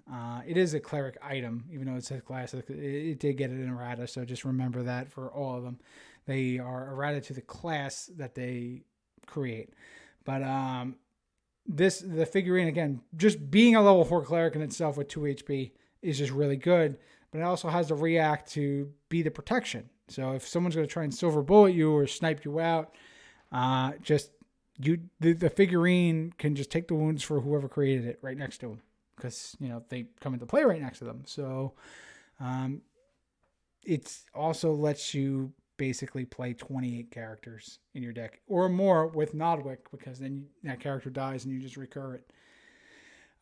Moving on to an interesting pick, Cardinal's Blessing or Baskerite Mark.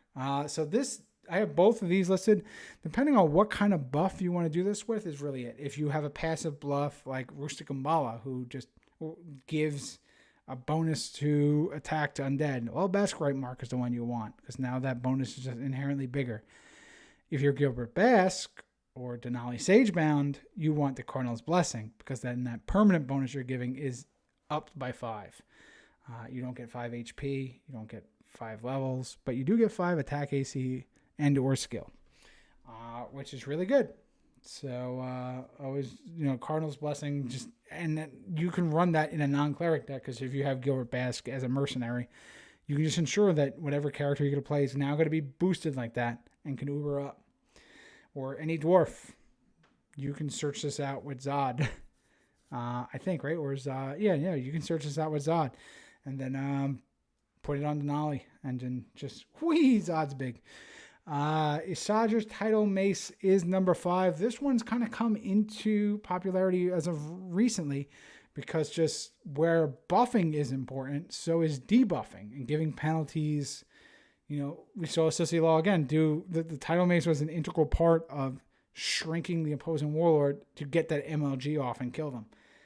And the Tidal Mace does that. If not, it just kind of slows the opponent down because they have lower stats. All right, so what do I got? 2 more slides. We're almost there, people. Wizards. Here's the popular one. Look at that cluster at the end. Let's start with actions. I mentioned it on the very first slide because we started with Adonis the Kozner as one of the top devs. Medusan Lord's Gambit. Magical ICBM. Point, click, delete from anywhere across the galaxy.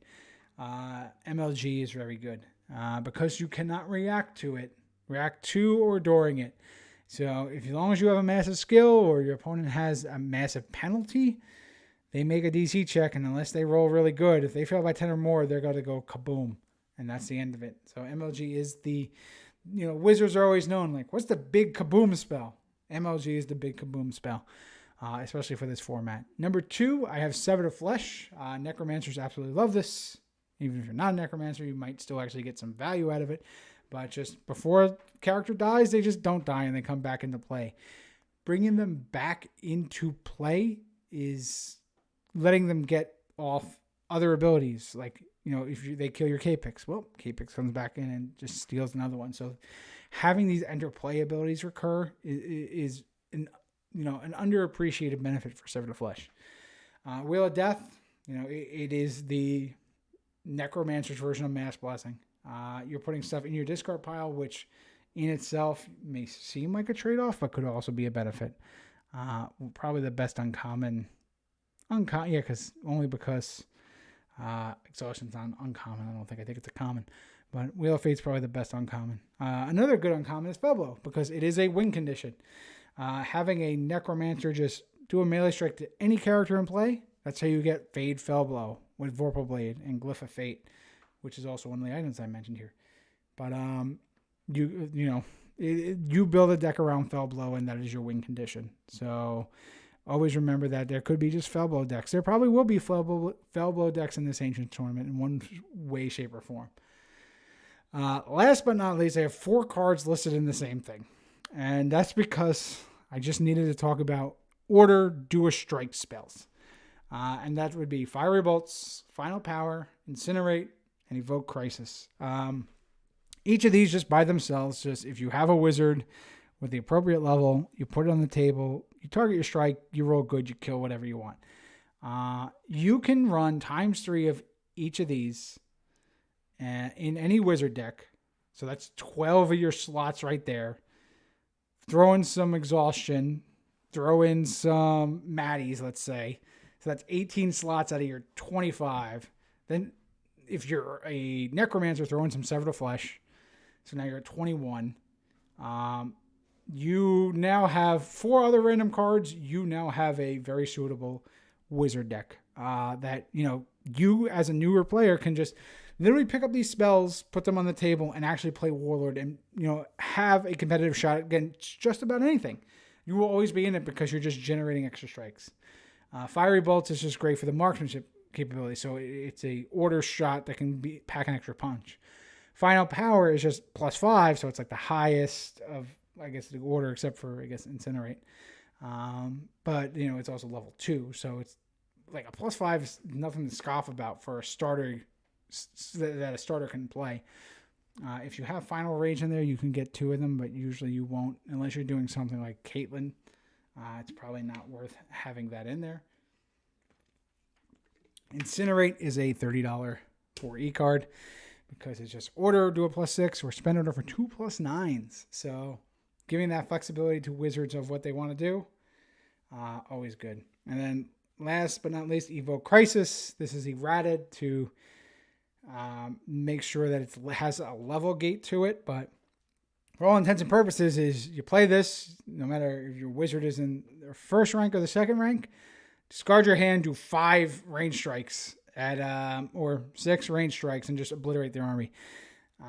So if a level 5 casts it, they can discard 5. If it's a level 2, then you play Evoke Crisis and discard 2 cards, you get 3 strikes right off the bat.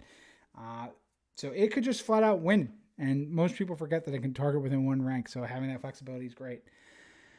In terms of items, Ring of Blasting is the best. It goes in MLG. It gives MLG the extra oomph for increasing the DC or just inflicting an additional wound. But any real wizard who's going to sling a spell wants this in their deck. You don't start it in play. You can't do that. But the drawback of having -3 attack, you don't want to drop it until you're ready to start going on it, because you kind of want to blitz a little bit. Like if you were Sanguinel, you're going to have this in here, and then let your Jackal swing, let your Javin swing, and do all that. Then drop the Ring of Blasting as you're getting ready to start slinging spells. Staff of Secrets is in here again. Draw cards or disrupt draw cards. Staff of Secrets is the key to disrupting it. Once you play it, you have the tempo, the react, to cancel the one of that they're trying to get in, and then you spend order and shut off everything. It's just very good. Wand of Negation. Again, it's more disruption. If people are going to be building around the specific item, they're going to be playing Ring of Blasting. If they're going to be playing, something Zod wants to do, if they're going to go Vorpal Blade, Velblow Glyph of Fate, you can shut that off with one negation. Absolutely great, great design of this card. Right level. No, it's not a. It could have been a weapon, but it wasn't, which is good. Because then you can do that and Staff of Secrets. Glyph of Fate, just very iconic. It's been around forever. Just discard it. My next roll's a 20. Real cool concept. It's a combo enabler. Once that pops off, you really get scared. But you still have to run a lot of protection around that if you're going to go for that. Just remember, you can get spent. And then last but not least, we have Dual Helms. Helm of Undying is the one I really want to mention. Again, it is restricted. You can only run one of it. But killing a character to kind of bring them back is just really good. But if you want more than one of that just to get some consistency, you can do a similar thing with Tithandus' Mantle. Not as good, but still really good, especially if you're an elf, though. And that's a cleric wizard item, so you get some more flexibility there. But Helm of Undying is necro only. Tithandus' Mantle is not necro only. So you get some flexibility there, but the concept is there. And last but not least, let us move to classless. Those without any class. And we finally get to the best card ever printed, Exhaustion. So it is the best action for sure. Classless, doesn't matter. Anyone can play it. After a character performs an action, spend them. If a spent character performs an action, cancel the action. Exhaustion is something that you have to play around. It can absolutely just disrupt everything. It's a meta-defining card. When it wasn't around in Epic, it was noticeable. And then it came back, and everyone was like, yeah, I like Exhaustion. Well, maybe not everybody. Most people who got their shit canceled by Exhaustion probably hated it. But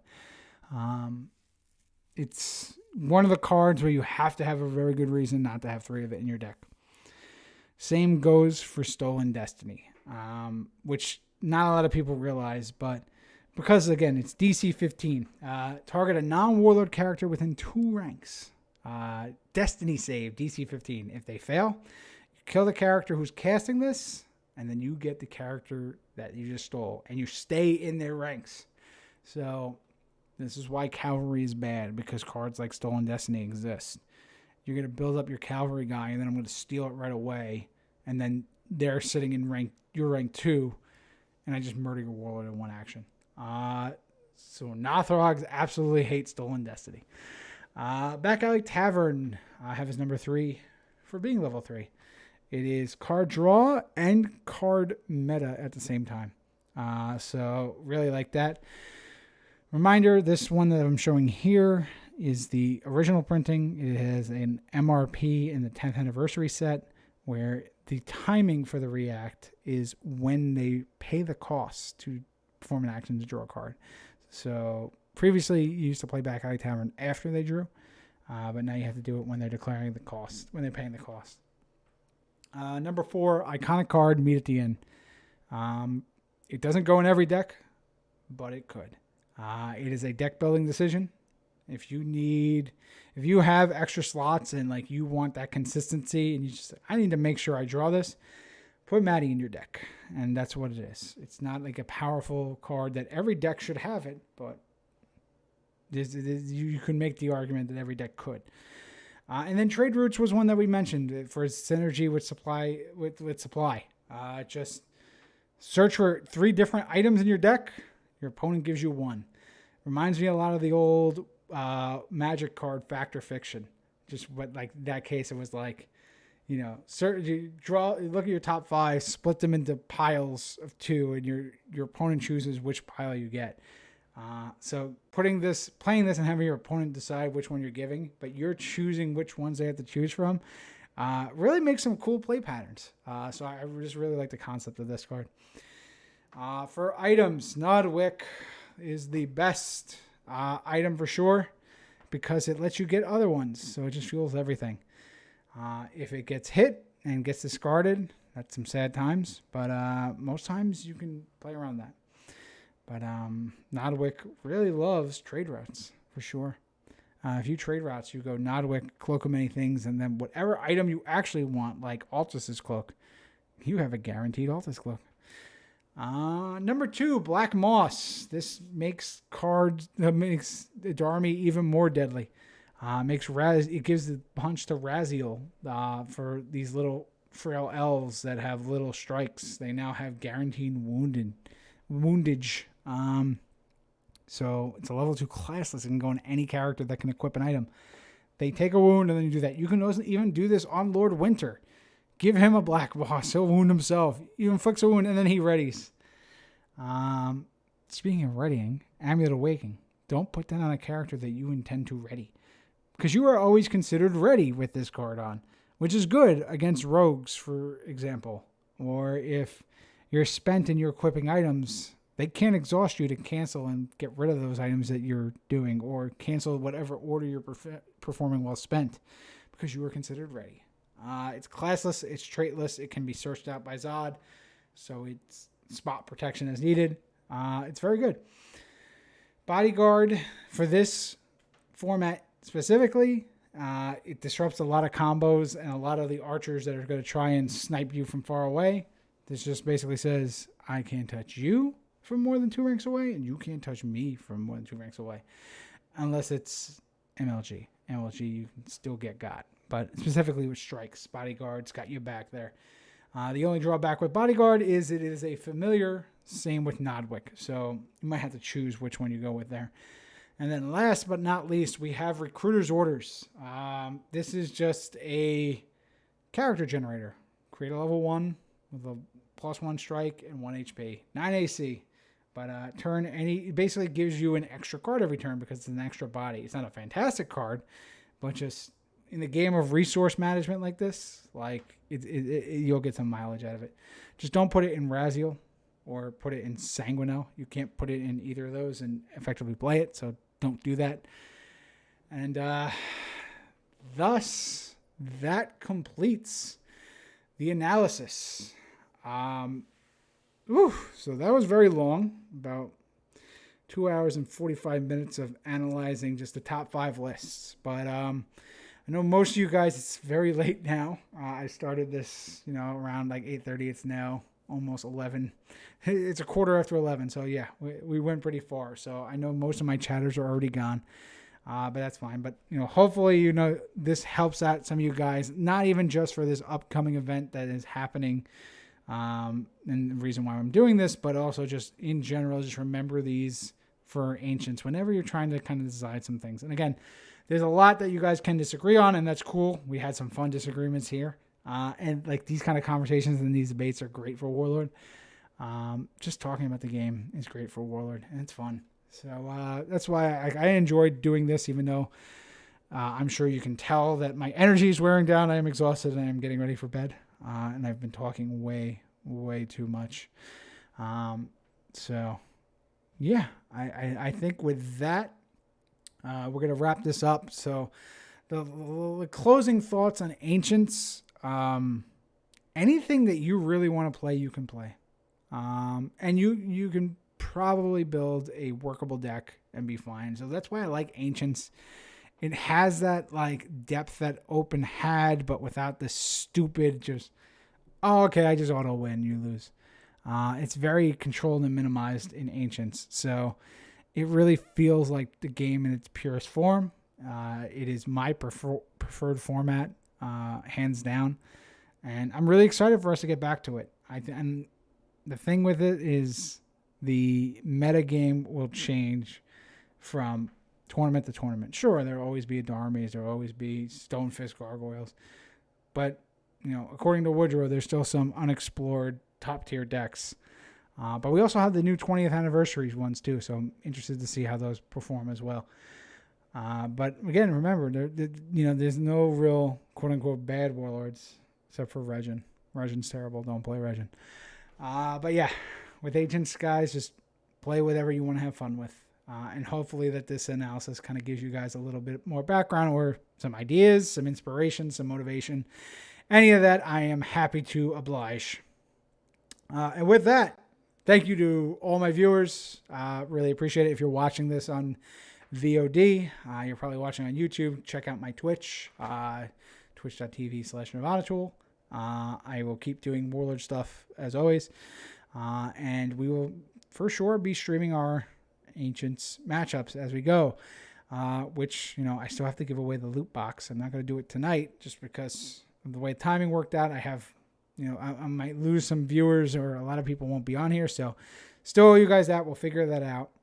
Come watch the Ancients games. We'll start cracking some packs of Sneak Attack with our opponents and with some viewers. Get some good cards there. But if not, you know, again, do you have any questions, any ideas for Ancients, any feedback on this analysis? Always shoot me a message, guys. I love talking Warlord. So yeah, with that, happy building. Get your decks in, and I need to figure out what I'm going to actually play because I've been too busy analyzing this damn format instead of actually building for it. But with that, guys, let me sign off. We will see you around for round 1. But till then, take care, and thanks for watching. Really appreciate it to everyone who subbed. And now I am doing a fake ending like Lord of the Rings. It's gonna end like 3 times without it, because then I'm gonna remember, oh yeah, I gotta thank this person. Really what I'm doing is just vamping to get to my actual scene where I can hit the thank you button. But now that I've actually done that, thank you guys. Have a good one.